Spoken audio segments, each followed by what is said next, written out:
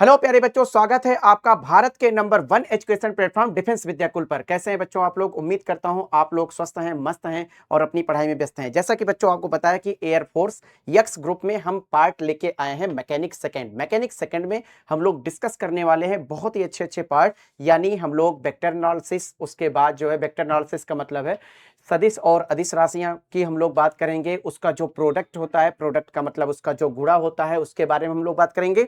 साथ ही साथ force, impulse, inertia, ठीक है, मोमेंट ऑफ इनर्शिया, इन सब चीजों के बारे में बच्चों हम लोग बात करने वाले हैं। ठीक है, आइए तो स्टार्ट करते हैं हम लोग। चैप्टर नेम है आपका मैकेनिक सेकंड और इसमें सबसे पहले बच्चों हम लोग बात करते हैं स्केलर क्वांटिटीज। ठीक है, स्केलर क्वांटिटीज का मतलब होता है बच्चों अदिश राशियां। स्केलर क्वांटिटीज का मतलब बच्चों होता है आपका, बच्चों बताओ क्या? अदिश राशियां। ठीक है, अदिश राशियां यानी स्केलर जो क्वांटिटीज है। इसके बच्चों नाम से ही आपको लग रहा होगा कि सर ऐसी भौतिक राशियां जिनमें केवल परिमाण होता है, दिशा नहीं होती है, उन्हें बच्चों हम लोग क्या कहते हैं? अदिश राशियां कहते हैं। उदाहरण के लिए, एग्जांपल के लिए, द्रव्यमान हो गया, गति हो गया, आयतन, कार्य, समय, शक्ति, ऊर्जा इत्यादि होती है। बच्चों ऐसी physical quantities which have only magnitude but no direction are called scalar quantities. Example mass, speed, volume, work, time, power, energy आदि इस टाइप से हैं। ठीक है, अगला होता है बच्चों वेक्टर क्वांटिटीज। वेक्टर क्वांटिटीज इसी का बच्चों जस्ट आपका उल्टा होता है। इसको बच्चों हम लोग कहते हैं सदिश राशियां। इसको बच्चों हम लोग क्या कहते हैं? सदिश राशियां। बात समझ में आई कि नहीं? ठीक है, सदिश राशियां। सदिश राशियों से नाम से ही आपको लग रहा होगा कि सर ऐसी भौतिक राशियां जिनमें परिमाण के साथ साथ दिशा भी होती है, उन्हें बच्चों हम लोग क्या कहते हैं? सदिश राशियां कहते हैं। ठीक है, कहने का मतलब होता है जिनमें मैग्नीट्यूड के साथ साथ बच्चों डायरेक्शन भी होती है, उन्हें बच्चों हम लोग क्या कहते हैं? सदिश राशियां कहते हैं। कहने का मतलब होता है बच्चों यहाँ पे फिजिकल क्वांटिटीज व्हिच है both magnitude and direction and obey the all laws of vector algebra are called vector quantities. Example displacement, velocity, acceleration, force, momentum, torque और भी बहुत सारी चीजें हैं। बच्चों वह भौतिक राशियां जिनमें परिमाण और दिशा दोनों होते हैं और जो सदिश बीज गणित के सभी नियमों का पालन करती हैं, सदिश राशियां कहलाती हैं। उदाहरण के तौर पर विस्थापन हो गया, वेग, त्वरण, बल, संवेग। टार्क का मतलब होता है बल, आघूर्ण आदि। ठीक है, अगला जो होता है बच्चों प्रोडक्ट ऑफ वेक्टर क्वांटिटीज। कहने का मतलब होता है सदिशों का गुणन। कहने का मतलब बच्चों होता है सदिशों का गुणन। ठीक है, ठीक है, प्रोडक्ट आप बच्चों बताओ क्या? वेक्टर क्वांटिटीज, सदिशों का गुणन। ठीक है, तो जो बच्चों सदिशों का गुणन होता है, ये दो टाइप के होते हैं। सदिशों का जो गुणन होता है, गुणन का मतलब होता है गुणा करना, ये बच्चों दो टाइप के होते हैं। पहला बच्चों जो टाइप होता है, पहला जो टाइप होता है ये होता है बच्चों अदिश गुणन। ठीक है, या बच्चों बिंदु गुणन। ठीक है, अदिश गुणन, इसको हम लोग कहते हैं अदिश गुणन, या बच्चों बताओ क्या होता है आपका? बिंदु गुणन। ठीक है, अदिश गुणन होगा या बच्चों इसी को हम लोग कहते हैं बिंदु गुणन। ठीक है, अदिश गुणन बोल दीजिए या बच्चों हम लोग इसको क्या बोल सकते हैं? बिंदु गुणन। ठीक है, अच्छा, इसको इंग्लिश में हम लोग कहते हैं, ध्यान दीजिए, इसको बच्चों हम लोग इंग्लिश में कहते हैं, अदिश को हम लोग कहते हैं स्केलर प्रोडक्ट और डॉट प्रोडक्ट। ठीक है, इसको हम लोग कह सकते हैं बच्चों बताओ क्या? स्केलर प्रोडक्ट, या इसी को हम लोग बोल सकते हैं, और बिंदु गुणन को हम लोग कहते हैं डॉट प्रोडक्ट। ठीक है, प्रोडक्ट, तो स्केलर प्रोडक्ट बोल दीजिए चाहे डॉट प्रोडक्ट बोल दीजिए। अगला बेटा जो होता है उसका नाम होता है, वो होता है आपका सदिश गुणन या वज्र गुणन। ठीक है, वो बच्चों बताओ क्या होता है? सदिश गुणन। ठीक है, सदिश गुणन, या इसी का नाम होता है बच्चों बताओ क्या? वज्र गुणन। ठीक है, सदिश गुणन बोल दीजिए या बच्चों बताओ क्या बोल दीजिए? वज्र गुणन बोल दीजिए। ठीक है, सदिश गुणन को हम लोग कहते हैं वेक्टर प्रोडक्ट। ठीक है, वेक्टर, उसके बाद आपका हो जाएगा बच्चों बताओ क्या? प्रोडक्ट, या बच्चों बताओ क्या कहते हैं? या इसी को हम लोग बोल सकते हैं या क्रॉस प्रोडक्ट। ठीक है, या इसको कहते हैं बच्चों बताओ क्या? Cross product. ठीक है, सदिश गुणन बोल सकते हैं या इसको वज्र गुणन बोल सकते हैं, वेक्टर प्रोडक्ट, या इसी को बच्चों हम लोग क्या बोल सकते हैं? क्रॉस प्रोडक्ट बोल सकते हैं। अच्छा, अगर हम लोग बात करते हैं बच्चों डॉट प्रोडक्ट के बारे में, अगर बच्चों हम लोग किसके बारे में बात करें? डॉट प्रोडक्ट के बारे में। डॉट प्रोडक्ट का मतलब होता है आपका जो बिंदु गुणन होता है। ठीक है, डॉट प्रोडक्ट का मतलब होता है जो बिंदु गुणन होता है, वो होता है बच्चों vector A dot vector B, इस टाइप से होता है। ठीक है, vector A dot vector B, clear है। अच्छा, vector A dot vector B is equal to mod of vector A into बच्चों मॉड ऑफ वेक्टर बी, उसके बाद इनके बीच में बच्चों बताओ क्या होता है, कॉस थीटा होता है, ठीक है। इनके बीच में बच्चों बताओ क्या हो जाता है, आपका कॉस थीटा होता है, ये आपका कॉस लिया जाता है, ठीक है। अच्छा सुनिए, अब यहाँ से आपके सबसे पहले यहाँ पे आपका निकल के आएगा एक जैसे चीजें हमने आपको बता दिया कि अगर मैं बात करता हूं तीन आपके बच्चों ऑर्थोगोनल यूनिट वेक्टर होते हैं, तीन आपके ऑर्थोगोनल यूनिट वेक्टर होते हैं, ये आपका बच्चों बताओ क्या होता है, जे कैप होता है, आई कैप जे कैप, एंड बच्चों जेड एक्सिस की दिशा में बच्चों बताओ क्या होता है, डायरेक्शन में के कैप होता है। तो इनका बच्चों जो डॉट प्रोडक्ट होता है, इनका बेटा जो डॉट प्रोडक्ट होता है कुछ इस टाइप से होता है। जैसे अगर मैं स्टार पॉइंट की मैं बात करूं तो आई कैप डॉट बच्चों आई कैप इज इक्वल टू 1 होता है, ठीक है। क्योंकि बच्चों ये ऑर्थोगोनल यूनिट वेक्टर होते हैं, यूनिट का मतलब होता है बच्चों इकाई, इनका जो मैग्नीट्यूड होता है, इनका जो बच्चों परिमाण होता है वो हमेशा बच्चों बताओ कितना होता है, 1 होता है। तो ये आपका बच्चों 1 हो गया। और कॉस 0 डिग्री, क्योंकि इसमें आपका जो थीटा इज इक्वल टू होगा वो बच्चों बताओ क्या होता है, 0 डिग्री, और कॉस 0 की वैल्यू हमें लगता है 1 होता है, हमें लगता है ना, डेफिनेटली बच्चों बताओ क्या होता है, 1 होता है। उसके बाद बच्चों इसी टाइप से बच्चों जे कैप डॉट बच्चों बताओ J cap is equal to 1, and बच्चों बताओ क्या के कैप डॉट बच्चों बताओ क्या के कैप इज इक्वल टू 1 होता है। लेकिन बच्चों खुद का अगर दूसरे से हो, ठीक है, वो 90 डिग्री पे आ जाएगा। कॉस 90 की वैल्यू बच्चों बताओ कितनी होती है, 0 होती है। तो आई कैप डॉट बच्चों J cap is equal to 0, J cap dot बच्चों K cap is equal to 0, and K cap dot बच्चों बताओ क्या I cap is equal to 0 होता है, ठीक है। अगर मैं और भी तरीके की मैं बात करूं, अगर एक और फार्मूला होता है, यहां से बच्चों एक और आपका फार्मूला निकल के आएगा, वो बच्चों है जैसे मैंने मान लिया वेक्टर ए डॉट बच्चों vector A is equal to आपका कुछ इस टाइप से है, A1 आई कैप और प्लस A2 जे कैप, ठीक है, और प्लस बच्चों A3 के कैप, अगर इस टाइप से है। और vector B is equal to हो जाएगा B1 आई कैप, ठीक है, और प्लस बच्चों बताओ क्या B2, उसके बाद जे कैप, प्लस हो जाएगा B3, उसके बाद बच्चों बताओ क्या हो जाएगा आपका के कैप, ठीक है, कुछ इस टाइप से है। तो आपको यहाँ पे जो डॉट प्रोडक्ट है वो मिलेगा बच्चों vector A dot vector B is equal to A1 B1 plus A2 B2 और प्लस बच्चों A3, उसके बाद बच्चों बताओ क्या B3। तो ये आपके बच्चों वो फार्मूले होते हैं जिनसे बच्चों बताओ क्या करते हैं हम लोग, पूरा फार्मूले पूरा जो है क्वेश्चन को यहाँ पे लगाते हैं, ठीक है। क्लियर हो गया बच्चों, चलिए आइए उसके बाद बच्चों हम लोग बात करते हैं क्रॉस प्रोडक्ट के बारे में, ठीक है। आगे हमारे पास आ जाएगा बच्चों बताओ क्या क्रॉस प्रोडक्ट के बारे में, ठीक है, या इसको हम लोग सदिश गुणन कहते हैं।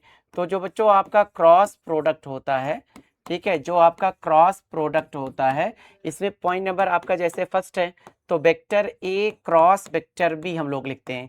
तो ये हो जाता है बच्चों mod of A into mod of vector B, और इंटू बच्चों बताओ क्या होता है साइन थीटा फिर यन कैप, ठीक है। ये बच्चों बताओ यन कैप जो होता है, सर यन कैप किसे कहते हैं, ठीक है, यन कैप किसे कहते हैं, ये बच्चों आपका रोटेशन बताता है, ठीक है। ये इन दोनों के वेक्टर ए वेक्टर बी के बीच में जो आपका परपेंडिकुलर होता है वही बच्चों बताओ आपका बताता है, ठीक है, ये इन दोनों के बीच की दिशा बताता है। अच्छा सुनिए, अब यहाँ पे आपका हो गया जैसे पॉइंट नंबर, अगर मैं सेकंड की बात करूं तो पॉइंट नंबर सेकंड में आपका हो जाता है आई कैप डॉट बच्चों I cross I cap is equal to बच्चों बताओ कितना हो जाएगा 0, क्योंकि साइन जीरो की वैल्यू बच्चों बताओ कितनी होती है, 0 होता है।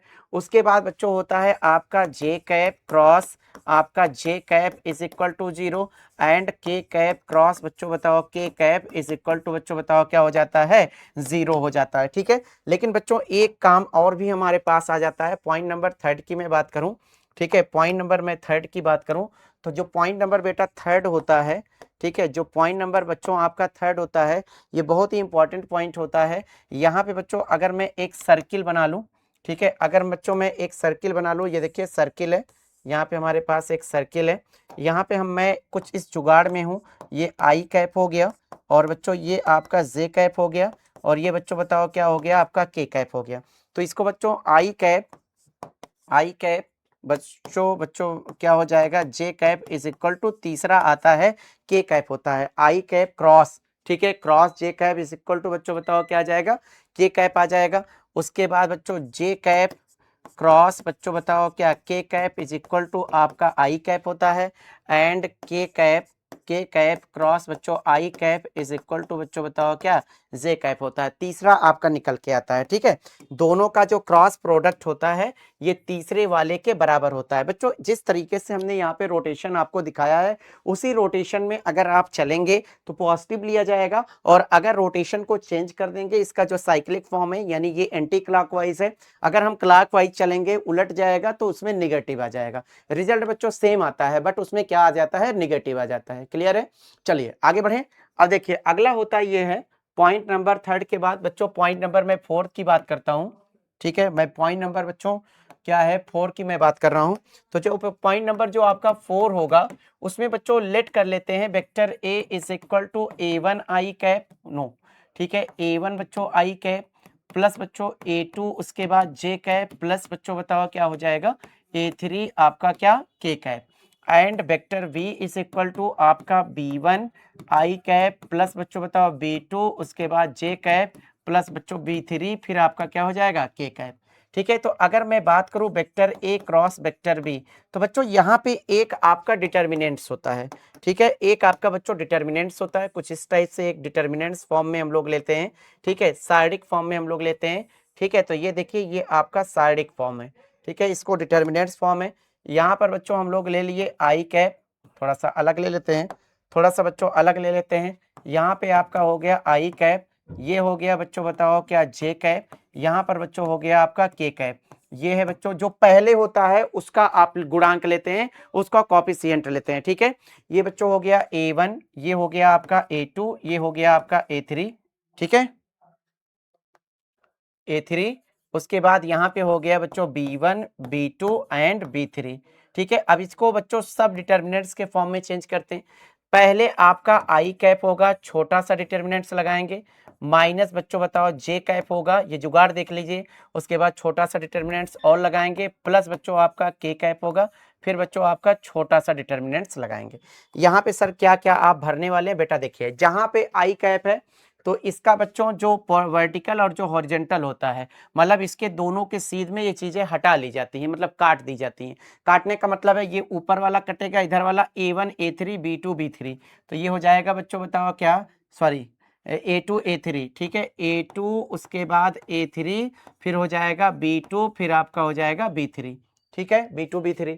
अब जे पे खड़े होके इसको काटो, इसको काटो, A1 A3 B1 B3, तो ये हो जाएगा A1 A3 फिर आपका B1 B3 हो जाएगा। के पे आप खड़े होंगे तो ये कटेगा, ये A1 A2 B1 B2, तो A1 A2 फिर आपका हो जाएगा B1 B2। अब जो है main diagonal, leading diagonal minus सब डायगोनल, इसको हम लोग करते हैं, तो यहाँ पर आपका आ जाएगा, देखिए कुछ इस टाइप से हो जाएगा। आपने कहा sir vector A cross vector v is equal to आपका यहाँ पे आएगा A2 B3। ठीक है, आई कैप उसके बाद A2 फिर B3 माइनस, ठीक है, A2 B3 minus A3 B2। ठीक है, A3 B2। ठीक है, उसके बाद बच्चों माइनस जे कैप फिर ब्रैकेट में A1 B3 minus A3 B1। ठीक है, उसके बाद प्लस बच्चों बताओ क्या, के कैप ब्रैकेट में A1 B2। ठीक है, A1 B2 यहाँ पे नीचे लिख लेते हैं, प्लस बच्चों बताओ क्या हो जाएगा, के कैप ब्रैकेट में A1 B2 minus A2 B1। ठीक है, तो ये बच्चों बताओ क्या होता है आपका, ये आपका क्वेश्चन मतलब ये आपका फार्मूला बन जाता है, ये आपका बच्चों बताओ क्या बन गया, फार्मूला बन गया, या ये है आपका। ठीक है, तो यहाँ से बच्चों आप किसी भी क्रॉस प्रोडक्ट आप बच्चों बताओ क्या कर सकते हैं, निकाल सकते हैं। क्लियर है, चलिए आगे हम लोग बात करते हैं बच्चों। यहाँ पे हमने एक क्वेश्चन लिया, ठीक है, प्रोडक्ट ऑफ वेक्टर क्वांटिटीज पे है, find the magnitude of the cross product of vectors. Magnitude का मतलब होता है परिमाण निकालें, परिमाण का मतलब होता है बच्चों ये आपको बच्चों क्या निकालना है, परिमाण का मतलब होता है कि आपके पास दो वेक्टर हैं, vector A is equal to I cap plus 3 J cap और plus vector B is equal to 4 I cap minus J cap. और यहाँ पे वेक्टर ए वेक्टर बी है, तो vector A cross vector B का परिमाण ज्ञात करें, मॉडुलस। तो पहले हम लोग बच्चों मॉडुलस बाद में निकालेंगे, पहले हम लोग यहाँ से जो है कुछ कर लेते हैं। देखिए यहाँ पे सॉल्यूशन में बच्चों हमारे पास जो आएगा, आपने कहा कि सर इसको वेक्टर ए को हम लोग ऐसे मान लें। सर वेक्टर ए, देखिए वहां पे हमने स्मॉल लेटर का यूज किया था, क्वेश्चन में बच्चों आपको कैपिटल लेटर का यूज करवा रहा है, तो कोई दिक्कत नहीं है, यहाँ पे हम लोग लगा लेते हैं। ये बच्चों होता है, बच्चों बताओ क्या, 2i कैप प्लस बच्चों बताओ 3j कैप और उसके बाद प्लस 0k कैप। भाई के कैप नहीं है, के कैप नहीं है, लेकिन इसका बच्चों के कैप है, लेकिन बच्चों वहां पे बच्चों जो मैग्नीट्यूड है वो बच्चों बताओ क्या है, 0 है। And vector v is equal to, vector v is equal to क्या हो जाएगा, 4i कैप, ठीक है, माइनस 6 कैप और प्लस बच्चों बताओ क्या, 0k कैप है, ठीक है। अब यहां से बच्चों हम लोग एक आगे हम लोग बात करते हैं, vector A cross vector B, ठीक है। तो यहाँ पे आपका हो जाएगा sir vector A cross vector B is equal to mod of, बड़ा सा मॉड ले लीजिए, यहाँ पर हो जाएगा आई कैप जे कैप, उसके बाद बच्चों बताओ क्या हो जाएगा, के कैप। चलिए पहले वाले में भरना है 230, ठीक है, पहले वाले रो में आपका आएगा 230, दूसरे वाले रो में आपका क्या आ जाएगा, 4-1 0, दूसरे वाले में आ जाएगा 4-1 0। अब इसको बच्चों सब डायगोनल के रूप में, सब जो है डिटर्मिनेंट्स के रूप में हम लोग इसको जो है चेंज करते हैं। अब यहाँ पे आपका आ जाएगा आई कैप, उसके बाद बच्चों बताओ क्या, माइनस जे कैप, उसके बाद बच्चों बताओ क्या आ जाएगा, प्लस आपका के कैप। अब यहाँ पे बेटा भरना शुरू करते हैं, ठीक है। यहाँ पे देखिए किस तरीके से भरना शुरू करते हैं, जो मैंने लिखा है, जो मैंने लिखा है उसी को छोड़ेंगे। ये देखिए ये गया, ये गया, ये हो जाएगा बच्चों 30-1 0, ये हो जाएगा बच्चों बताओ 30-1, उसके बाद क्या हो जाएगा 0। अगले में बच्चों बताओ क्या हो जाएगा, जे जो हो जाएगा, ध्यान दीजिए बच्चों, जे वाला जाएगा, ये जाएगा, ये जाएगा, ये गया, ये गया, ठीक है, ये गया, ये गया, तो यहाँ पे 2040, तो हो जाएगा बच्चों बताओ क्या 20, उसके बाद बच्चों बताओ क्या हो जाएगा 40, ठीक है। तो ये वाला चला गया, ये गया, ये गया 2040, उसके बाद बच्चों के कैप में आएगा, ये गया या 234-1, तो बच्चों 234-1। अच्छा एक बात सुनिए, आप देख रहे होंगे कि सर ये वाला कॉलम और ये वाला जो कॉलम है, ये दोनों के दोनों बच्चों 0 दे देंगे। क्यों दे देंगे, क्योंकि इसका इसमें मल्टीप्लाई, इसका इसमें मल्टीप्लाई 0, ये पोर्शन भी 0 दे देगा, ये देगा रिजल्ट आपका, ठीक है। तो is equal to I cap into 0 minus J cap into क्या हो जाएगा 0 और प्लस बच्चों बताओ क्या हो जाएगा के कैप, यहाँ पर आपका आ जाएगा, ये आपका हो जाएगा 2 1 2 -2 और माइनस 12 हो जाएगा, तो 14 दे देगा बच्चों, ठीक है 14। तो वेक्टर बच्चों बताओ क्या हो जाएगा, ए क्रॉस बच्चों vector B is equal to 0 i cap minus बच्चों क्या हो जाएगा 0 जे कैप, ठीक है, उसके बाद प्लस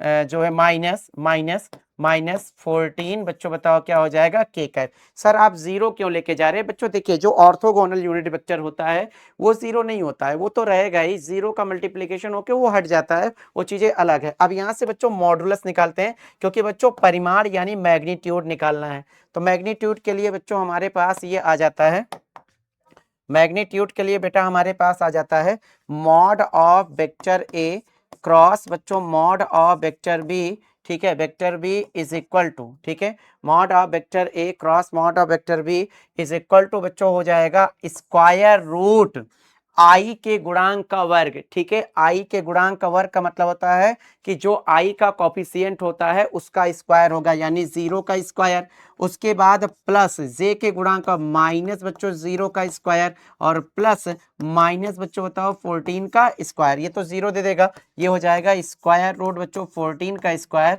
और इज इक्वल टू बच्चों बताओ क्या होता है 14, उसके बाद क्या होता है यूनिट। मात्रा किसको लिखा जाता है हिंदी में, या यूनिट लिखा जाता है, यही बच्चों बताओ क्या होता है आपका आंसर होता है। कुछ इस टाइप से बेटा हम लोग क्या करते हैं, ये हम लोग क्वेश्चन को सॉल्व करते हैं, यहां से बच्चों ये निकल के आता है, ठीक है। तो ये आपका होता है बच्चों क्रॉस प्रोडक्ट पे रिलेटेड।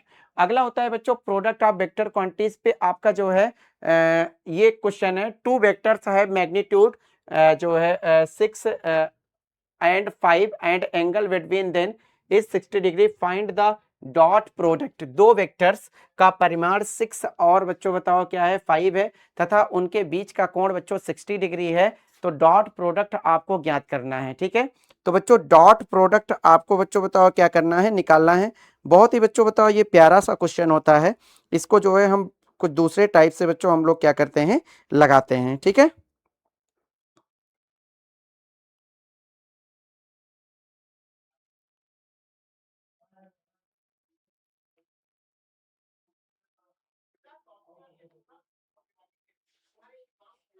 क्लियर।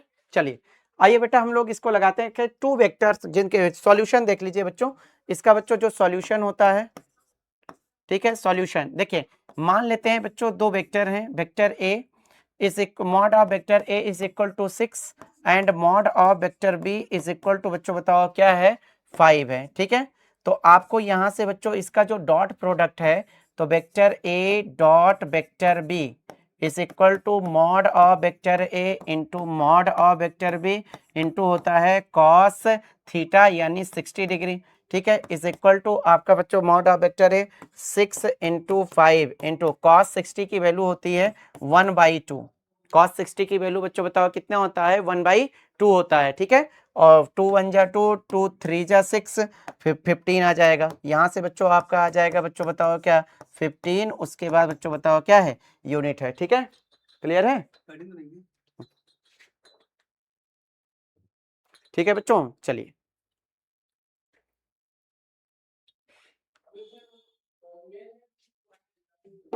चलिए बच्चों आगे बढ़े। हाँ, अगले में देखिए बच्चों वेलोसिटी। वेलोसिटी क्या होता है बच्चों, वेलोसिटी यानी वेग। ठीक है, वेलोसिटी का मतलब होता है बच्चों बताओ क्या होता है आपके पास वेग होता है। ठीक है, आइए बच्चों हम लोग वेग के बारे में यहाँ पे बात कर लेते हैं। वेग क्या होता है, वेग आपका होता है कि the rate of change of displacement of an object in a particular direction is called velocity.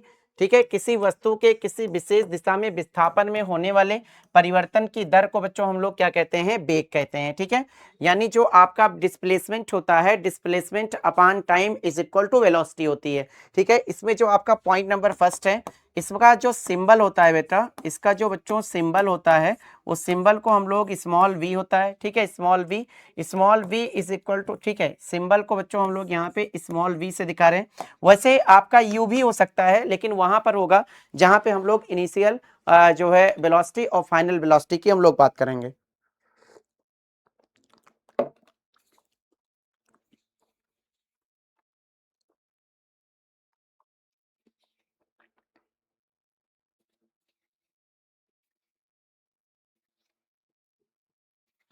ठीक है, चलिए आइए उसके बाद पॉइंट नंबर जो आपका सेकंड होता है बच्चों, इसको हम लोग कहते हैं वेग। v इज इक्वल टू आपका बच्चों हो जाएगा विस्थापन बटे समय। v इज इक्वल टू बच्चों बताओ क्या होता है, विस्थापन बटे बच्चों बताओ क्या हो जाएगा, समय हो जाएगा। विस्थापन को हम लोग कह सकते हैं, विस्थापन को बच्चों हम लोग कह सकते हैं डिस्प्लेसमेंट। ठीक है, डिस्प्लेसमेंट। ठीक है, डिस्प्लेसमेंट होल अपान बच्चों बताओ क्या हो जाएगा टाइम। ठीक है, डिस्प्लेसमेंट अपान टाइम, क्लियर है। तो डिस्प्लेसमेंट अपान जो टाइम होता है ये आपका होता है। अच्छा, इसको कभी कभी हम लोग बच्चों डेल्टा यस भी लिखते हैं, डिस्प्लेसमेंट को अपान डेल्टा टी। इसको बच्चों हम लोग क्या लिख सकते हैं, डी एस अपान डी टी। ठीक है, इसको बच्चों हम लोग क्या लिख सकते हैं, डी एस अपान डी टी, क्लियर। और इसका जो बच्चों मात्रक होता है, पॉइंट नंबर अगर मैं थर्ड की बात करूं, पॉइंट नंबर बच्चों मैं अगर थर्ड की बात करूं, तो जो थर्ड में बच्चों जो मात्रक होता है, मात्रक का मतलब होता है यूनिट। ठीक है, मात्रक का मतलब बच्चों बताओ क्या होता है, यूनिट। तो जो बच्चों ये आपकी यूनिट होती है, ये आपका होता है मीटर पर सेकेंड होता है। पहला होता है बच्चों मीटर पर सेकेंड, दूसरा आपका होता है सेंटीमीटर पर सेकेंड, और तीसरा बच्चों होता है आपका किलोमीटर पर आवर। ठीक है, तीसरा होता है किलोमीटर पर आवर। इसकी जो बच्चों डायमेंशनल फार्मूला होती है वो होती है एल टी की पावर बच्चों बताओ क्या, -1 होती है। ठीक है, एल टी की पावर -1। अगर मैं यहाँ पे बात करूँ वेलोसिटी पे, यहाँ पे बच्चों एक क्वेश्चन आपका दिया गया है। ये आपका क्वेश्चन है, कह रहा है two cars moves in a same direction with velocity 60 kilometre per hour and 40 kilometre, find the velocity of the first car relative to the second. कहने का मतलब दो कारें एक ही दिशा में 60 किलोमीटर प्रति घंटा और 40 किलोमीटर की चाल से चल रही हैं। पहली कार की पहली कार की दूसरे के सापेक्ष बच्चों बताओ क्या कीजिए, चाल ज्ञात कीजिए। ठीक है, तो कोई बात नहीं, बहुत ही जो है आपका जो है वो होता है सॉल्यूशन होता है। इसमें बच्चों बताओ सॉल्यूशन में हम लोग ले लेते हैं बच्चों, तो हमारे पास दो कार हैं, ये पॉइंट ए है पहला वाला, इसकी जो स्पीड जो वेलोसिटी है ये बच्चों बताओ क्या है 60, उसके बाद किलोमीटर पर आवर है।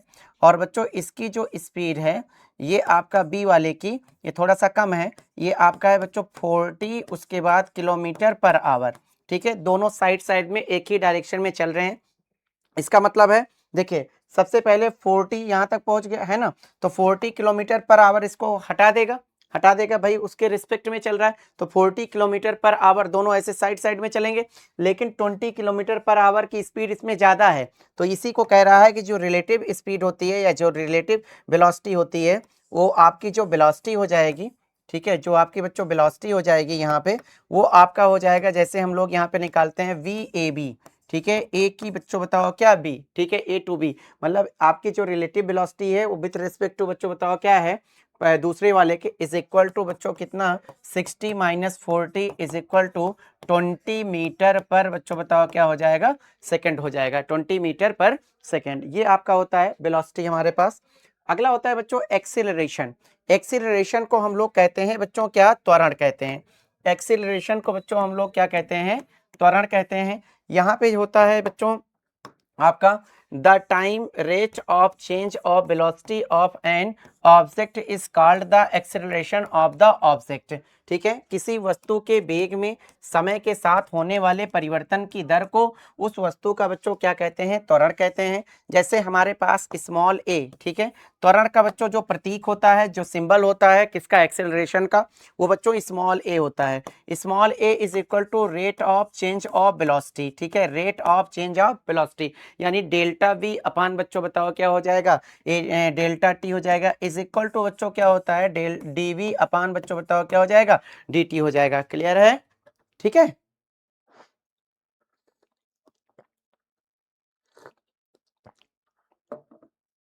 ठीक, चलिए बच्चों आगे बढ़े। अच्छा, इसका जो यूनिट होता है, इसकी बच्चों जो यूनिट होती है, ठीक है, इसका जो यूनिट होता है वो आपका होता है बच्चों बताओ क्या, से मीटर पर सेकेंड स्क्वायर। ठीक है, metre per second square. And बच्चों जो एक और होता है सेंटीमीटर पर सेकेंड स्क्वायर। ठीक है, अगर मैं डायमेंशनल फार्मूला की मैं बात करूं तो डायमेंशनल फार्मूला बेटा जो होता है वो बच्चों बताओ क्या होता है, एल टी की पावर बच्चों क्या होता है, -2 होता है। ठीक है, एल टी की पावर -2 होता है। क्लियर? अच्छा चलिए, कह रहा है किसी वस्तु का प्रारंभिक वेग, ध्यान दीजिए यहां से आपका निकल के आया। ठीक है, किसी वस्तु का बच्चों प्रारंभिक वेग 20 मीटर पर सेकेंड, यदि वह 4 सेकेंड में जो है आपका 36 मीटर पर सेकेंड हो जाए तो त्वरण बच्चों बताओ क्या कीजिए, याद करिए। The initial velocity of a body is 20 metre per second if the become it becomes 36 metre per second in 4 second, find the acceleration. बहुत ही बच्चों इजी आपका जो है ये क्वेश्चन है।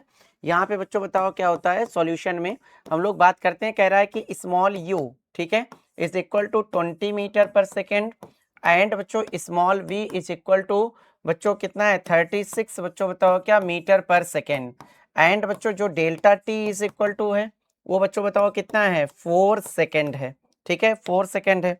तो आपको बच्चों बताओ क्या निकालना है, स्मॉल ए की वैल्यू आपको फाइंड करनी है, स्मॉल ए को आपको बच्चों बताओ क्या करना है, निकालना है। ठीक है, तो small a is equal to होता है बच्चों delta v upon delta t. Delta v का मतलब होता है इन final velocity upon initial velocity whole upon बच्चों बताओ क्या हो जाएगा, डेल्टा टी। ठीक है, अब जो फाइनल वेलोसिटी है small a is equal to final velocity बच्चों बताओ कितना है 36, इनिशियल वेलोसिटी है 20, होल अपान बच्चों बताओ क्या 4, यानी 60 अपान बच्चों बताओ 16 अपान 4 हो जाएगा। ठीक है, 16 अपान 4, इसको कैंसिल आउट करोगे 4, उसके बाद मीटर पर बच्चों बताओ क्या हो जाएगा, सेकंड स्क्वायर। ठीक है, तो इस तरीके से बच्चों बताओ क्या होता है आपका एक्सेलरेशन होता है, यानी बच्चों बताओ क्या होता है, त्वरण होता है। क्लियर? ठीक है,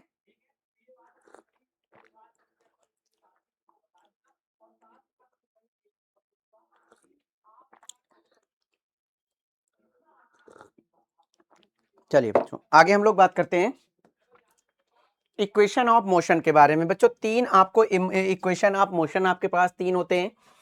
पहला बच्चों होता है वो होता है बच्चों v इज इक्वल टू होता है u प्लस ए टी, ये आपका फर्स्ट है। उसके बाद बच्चों आपका जो सेकंड होता है, ठीक है, सेकंड जो होता है वो यस इज इक्वल टू होता है u t plus half a t square. Third जो होता है v square is equal to u square plus बच्चों बताओ कितना होता है 2as होता है। सर इसमें कौन क्या है, सर इसमें कौन क्या है इसके बारे में हमको बता दीजिए।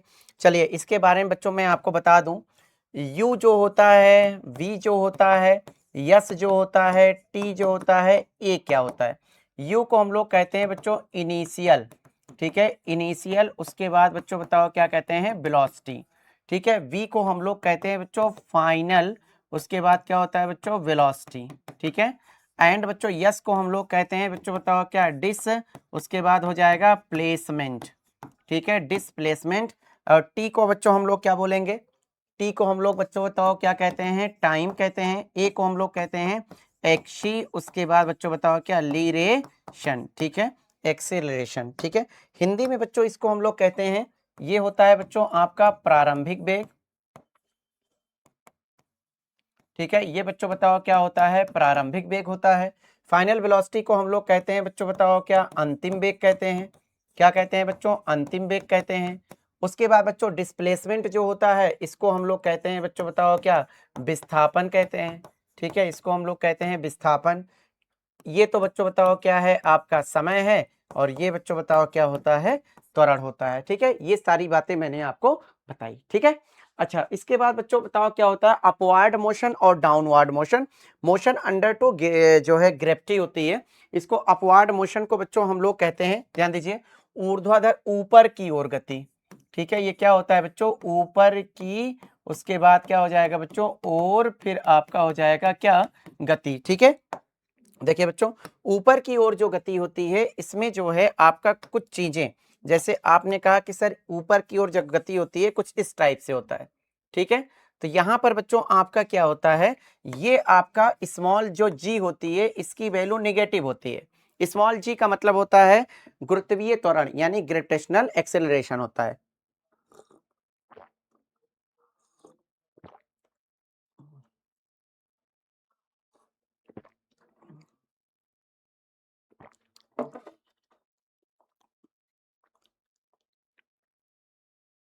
ठीक है, चलिए बच्चों, ग्रेविटेशनल बच्चों बताओ क्या होता है, एक्सेलरेशन होता है। उसके बाद ये जो आपका फार्मूला होता है ये चेंज हो जाता है, ये फार्मूला बन जाता है v is equal to u minus g t हो जाएगा जब ऊपर में जाता है, और h is equal to s की जगह पे हाइट हो जाता है, यू टी माइनस क्या हो जाएगा, हाफ, उसके बाद जी टी स्क्वायर, उसके बाद आपका हो जाएगा v square is equal to u square minus two, उसके बाद जी एच होता है, ठीक है। ये बच्चों बताओ क्या है, ऊपर की ओर गति है। अगर मैं बात करूं डाउनवर्ड मोशन में तो नीचे की ओर जो गति होगी, नीचे की ओर गति आपकी होती है, तो इसमें बच्चों बताओ क्या होता है, आपका जी की जो वैल्यू होती है वो आपका बच्चों बताओ क्या हो जाएगा, पॉजिटिव होता जाता है। जी की वैल्यू बच्चों बताओ क्या होता जाएगा, ये पॉजिटिव होता जाएगा। यानी आपको जो फार्मूला मिलने वाला है v is equal to u plus बच्चों बताओ क्या है, जी टी है, यानी h इज इक्वल टू आपका हो जाएगा यू टी और प्लस हो जाएगा हाफ जी टी स्क्वायर। फिर आपके पास है v square is equal to u square plus कितना हो जाएगा बच्चों, टू जी एच। बात क्लियर है कि नहीं। और जी की जो बच्चों वैल्यू होती है, जी की वैल्यू की अगर मैं बात करूं तो जी की जो वैल्यू होती है वो 9.8 मीटर पर सेकंड, ये कांस्टेंट टर्म होता है, 9.8 मीटर पर सेकंड स्क्वायर होता है, या नियर अबाउट बच्चों इसको हम लोग बच्चों बताओ कितना मानते हैं, 10, उसके बाद मीटर पर सेकंड स्क्वायर होता है, ठीक है, 10 मीटर पर सेकंड स्क्वायर होता है, ठीक है। अगला होता है बच्चों, एक कार का प्रारंभिक वेग 15 मीटर पर सेकंड और वह 3 मीटर पर सेकंड स्क्वायर के एक समान त्वरण से 8 सेकंड तक चलती है। चली हुई बच्चों बताओ क्या ज्ञात करें, दूरी ज्ञात करें, ये आपका न्यूमेरिकल होता है। A car has initial velocity 15 metre per second and moves with uniform acceleration 3 metre per second square for 8 second, find the distance travel, ठीक है। तो यहाँ पे बच्चों कह रहा है कि प्रारंभिक वेग small u is equal to बच्चों बताओ कितना है, 15 मीटर पर सेकेंड स्क्वायर है, ठीक है, पर मीटर पर सेकेंड है। एंड वी एक समान त्वरण से, ठीक है। और small a is equal to आपका बच्चों बताओ क्या है, 3 मीटर पर सेकेंड स्क्वायर है, ठीक है। 8 सेकेंड तक t इज इक्वल टू बच्चों बताओ क्या है, आपका 8 सेकेंड है, 8 सेकेंड है। आपको क्या निकालना है, यस की वैल्यू आपको निकालनी है, ठीक है, दूरी आपको निकालना है। तो ये बच्चों फार्मूला बहुत ही इंपॉर्टेंट आपका हो सकता है। ये आपको ऐसे फार्मूले आपको निकालने हैं, ऐसे फार्मूले का यूज करना है जिसमें ये सारी चीजें बच्चों बताओ क्या हो जाए, आपकी फंस जाए, ठीक है, क्लियर। ठीक है, तो चलिए बच्चों यहाँ पे आपके पास है थर्ड वाला इक्वेशन लगा दीजिए। Sir v square is equal to u square plus 2as, ठीक है। अच्छा v है क्या, नहीं v नहीं है, थर्ड नहीं लगा पाएंगे, सेकंड लगाएंगे, ठीक है, सेकंड हम लोग लगाएंगे, ठीक है। यस इज इक्वल टू हो जाएगा ut plus half at square. ऐसा इसलिए क्योंकि सेकंड इसलिए लगा रहे हैं क्योंकि हमारे पास v की वैल्यू नहीं है, ठीक है। हमारे पास बच्चों यस को निकालने का केवल दो ही तरीका है, या तो थर्ड इक्वेशन लगा दें या तो जो है सेकंड इक्वेशन लगा दें। लेकिन थर्ड इक्वेशन में एक प्रॉब्लम है, जो हमारे पास फाइनल वेलोसिटी होती है वो हमारे पास नहीं है। फाइनल वेलोसिटी का मतलब होता है अंतिम वेग हमारे पास नहीं है। इस वजह से बच्चों हम लोग क्या करते हैं, सेकंड इक्वेशन लगाते हैं। S is equal to u की जो वैल्यू है वो 15 इंटू जो टी की वैल्यू है बच्चों 8 और प्लस हाफ, उसके बाद ए की जो वैल्यू है हमारे पास बच्चों बताओ कितना, 3 इंटू टी स्क्वायर यानी 8 का स्क्वायर। अब देखिए बच्चों कुछ आपको होमवर्क यहाँ पे हम लोग दे दे रहे हैं, ठीक है, कुछ आपको बच्चों होमवर्क दे दे रहे हैं। वो बच्चों आपका जो होमवर्क है यहाँ पे जो भी रिजल्ट आएगा वो सब बच्चों बताओ किस में आ जाएगा, मीटर में। ये आप घर पे लगा लीजिएगा, इसको बच्चों सॉल्व करना है, ठीक है। यहाँ पे मल्टीप्लाई है बेटा, ठीक है, मल्टीप्लाई है, क्लियर। चलिए अगला क्वेश्चन है बच्चों, एक गेंद को 20 मीटर पर सेकंड के वेग से, ठीक है।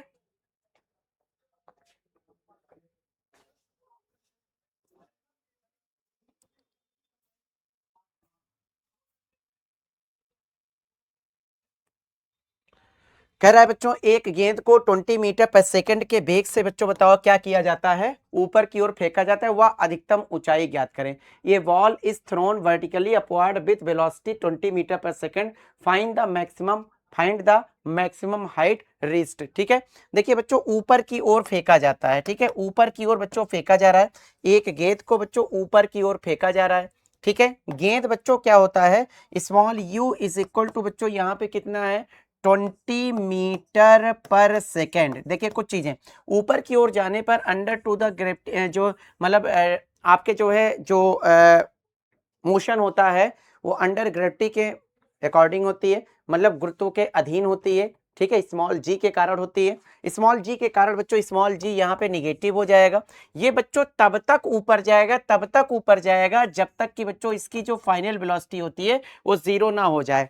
तो इसके बाद बच्चों फाइनल वेलोसिटी जब जीरो हो जाएगा तो यहाँ पर यहाँ से बच्चों फिर ये क्या करेगा, नीचे की ओर आएगा। इसका मतलब है मान लेते हैं जीरो हो गया तो यहाँ पे आपको जो अधिकतम ऊंचाई है यानी जो आपको एच मैक्स है ये आपको निकालना है, ठीक है। एच मैक्स आपको बताओ क्या करना है, फाइंड करना है, एच मैक्स आपको क्या करना है, निकालना है, ठीक है। अब यहाँ से बच्चों एक बात तो हमने ये सीखी है कि हमारे पास जी है, हमारे पास वी है, यू है, एच है, ठीक है। तो ऐसा करते हैं, थर्ड इक्वेशन आप लगा दीजिए, थर्ड इक्वेशन आप लगा दीजिए क्योंकि हमारे पास टी नहीं है।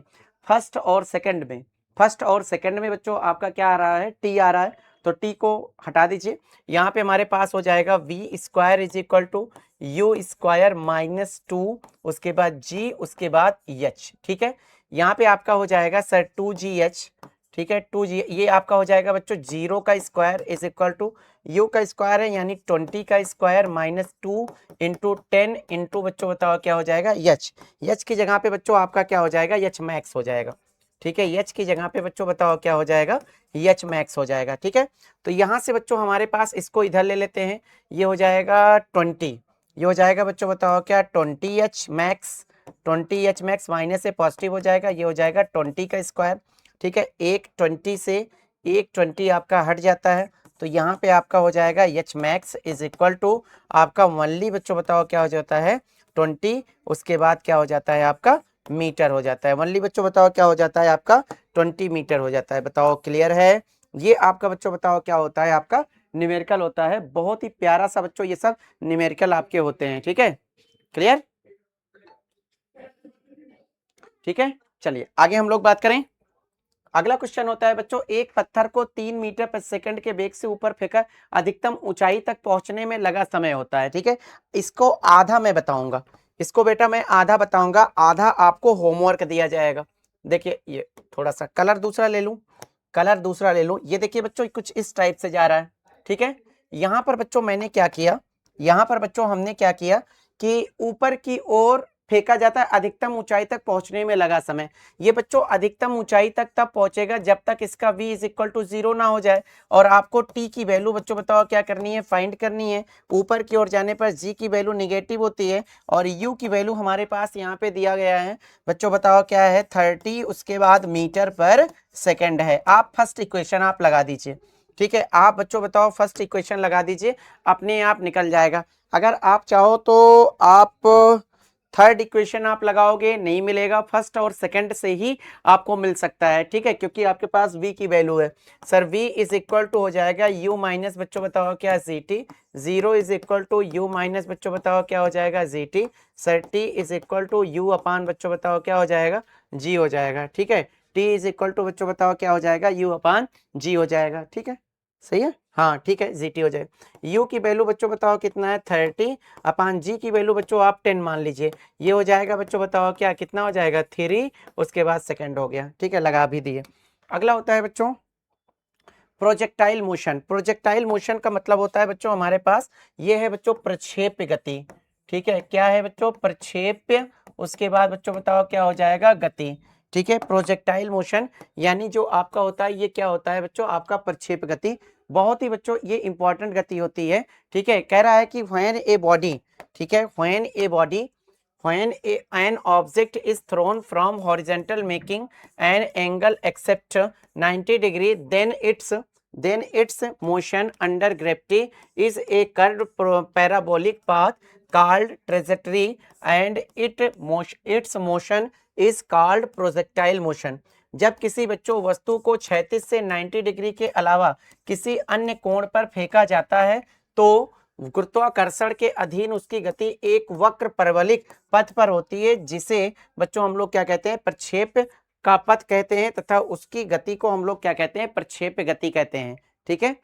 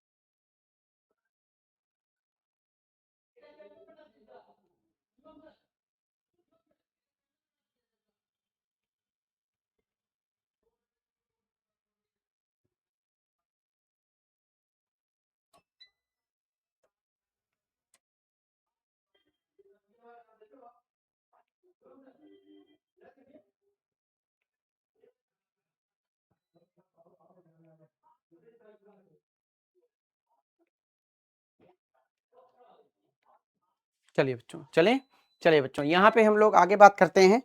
तो देखिए बच्चों, जैसे आपका जो है एग्जाम्पल के रूप में है, ठीक है, एग्जाम्पल में है जैसे motion of a ball thrown into air. ठीक है, जैसे हम लोग ऐसे पकड़ के ऐसे फेंकते हैं, है ना, तो कुछ इस टाइप से देखिए, जैसे ये आपका है, ये देखिए कुछ इस टाइप से, ये देखिए ये एक्स एक्सिस है, आपको 90 डिग्री पे नहीं खींचना है, आपको 0 डिग्री पे नहीं खींचना है, एंगल बनाते हुए लेके जाना है। तो ये ऐसे कुछ जाके ऐसे आपका चलेगा। ठीक है, इसमें बच्चों केवल और केवल एक ही ग्रेविटेशन, एक ही आपका बच्चों जी काम करता है। जी का मतलब होता है एक ही बच्चों आपका त्वरण होता है, ये भी एक ही एक्सेलरेशन होता है, जो कि आपका स्मॉल जी हमेशा नीचे की ओर जो है गति करता है, कार्य करता है। ठीक है, चलिए बच्चों आगे हम लोग बात करते हैं। इसका एग्जाम्पल बच्चों बताओ पहला क्या है। पहला बच्चों इसका एग्जाम्पल है motion of a ball thrown into the air, motion of a bullet fired from a gun, motion of a bomb dropped from an aeroplane. ठीक है, motion of a javelin throw by an athlete, ये body dropped from the window of a moving train. ठीक है, a jet of water coming out from the hole near the bottom of the tank. ठीक है, अगला ठीक है, इसका जो एग्जाम्पल होता है बच्चों, हवा में बच्चों बताओ फेंकी गई गेंद की गति होती है, बंदूक से बच्चों छोटी गोली की बच्चों क्या होती है, गति होती है, वायुयान से गिराए गए बच्चों बताओ क्या होती है, बम की जो गति होती है, और खिलाड़ी द्वारा बच्चों फेंके गए जो भाले की गति होती है, ये भी बच्चों बताओ क्या होती है, एक प्रकार की प्रक्षेप गति ही होती है। ठीक है,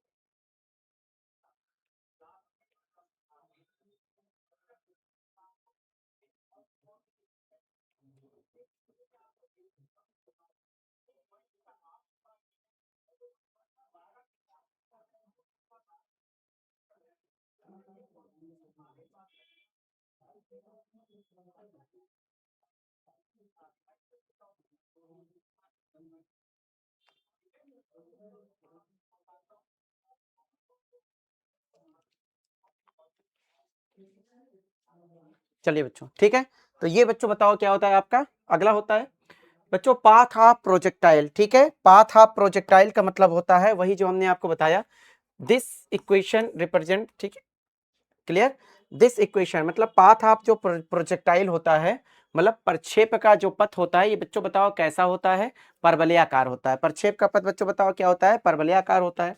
इसमें बच्चों अगर मैं बात करूं तो इसमें हम लोग सबसे पहले हम लोग लिखते हैं बच्चों टाइम ऑफ फ्लाइट।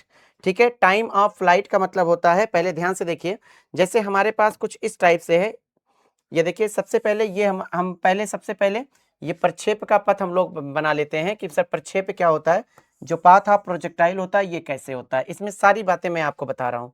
ठीक है, सारी बातें एक ही डायग्राम में यहाँ पे ना बना करके हम कहीं और बना लेते हैं, यहाँ बना लेते हैं। ठीक है, पूरा यहाँ पे बड़ा सा हम आपको दिखा सकते हैं। ये देखिए कुछ इस टाइप से है, उसके बाद ये आपका ये एक्सिस है वाई। ठीक है, ये आपका मूल बिंदु है, ये आपका बच्चों बताओ कौन सा एक्सिस है, यक्स एक्सिस है, इसको बच्चों हम लोग क्या कहते हैं, यक्स एक्सिस कहते हैं। ये बच्चों बताओ क्या होता है, आपका वाई एक्सिस होता है। ठीक है, यहां से बच्चों हमने क्या किया, ऐसे बच्चों बताओ ये कुछ इस टाइप से। ठीक है, ये आपका होता है बच्चों बताओ क्या, पाथ होता है। ठीक है, अच्छा ध्यान से देखिए, अगर इसकी मैक्सिमम हाइट की बच्चों हम लोग बात करें तो मैक्सिमम बच्चों जो हाइट है, इसकी मैक्सिमम हाइट समथिंग यहाँ पर आ रहा है, अधिकतम ऊंचाई, इसी को ही बच्चों हम लोग क्या कहते हैं, यच कहते हैं।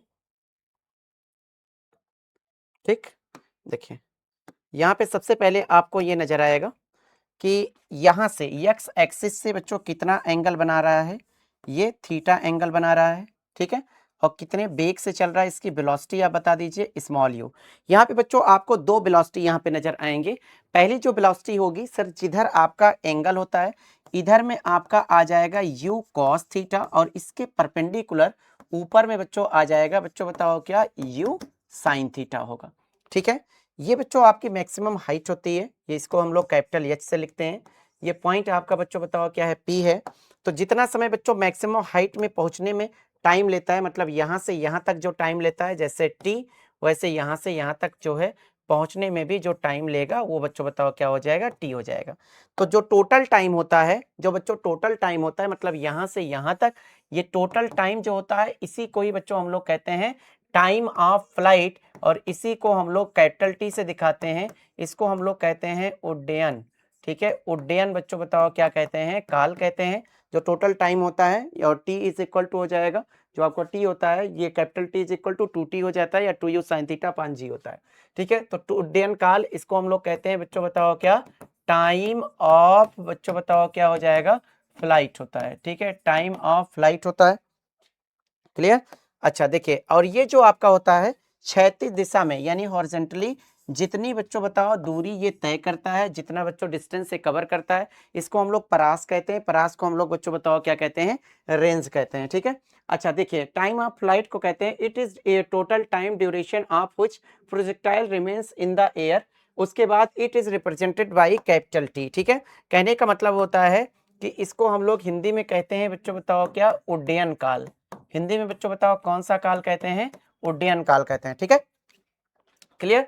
अच्छा, उड्डयन काल क्या होता है कि प्रक्षेप कुल जितने समय तक हवा में रहता है उसे ही उसका बच्चों बताओ क्या कहते हैं, उड्डयन काल कहते हैं। यहाँ पे हम लोग लिख सकते हैं हिंदी में, ठीक है, प्रक्षेप कुल जितने समय तक, प्रक्षेप बच्चों बताओ क्या, कुल जितने समय तक। ठीक है, कुल जितने बच्चों बताओ क्या, समय तक। ठीक है, कुल जितने समय तक। उसके बाद बच्चों बताओ क्या है, हवा में रहता है। ठीक है, हवा में फिर बच्चों बताओ क्या होता है, रहता है। कुल जितने समय तक हवा में रहता है उसे उड्डयन काल कहते हैं। ठीक है, उसे बच्चों हम लोग क्या कहते हैं, उड्डयन काल कहते हैं। ठीक है, उड्डयन, उसके बाद क्या हो जाएगा बच्चों, काल। ठीक है, उसे बच्चों बताओ क्या कहते हैं, उड्डयन काल कैपिटल टी कहते हैं। ठीक है, उड्डयन काल कैपिटल टी कहते हैं। इसका बच्चों जो फार्मूला होता है, इसका बच्चों जो फार्मूला होता है वो होता है capital T is equal to होता है 2u। उसके बाद होता है बच्चों साइन थीटा अपान बच्चों बताओ क्या हो जाएगा, जी होता है। इसका बेटा जो फार्मूला होता है वो आपका होता है 2u साइन थीटा अपान बच्चों बताओ क्या हो जाएगा, जी हो जाएगा 2u साइन थीटा अपान जी। ये बच्चों फार्मूला होता है।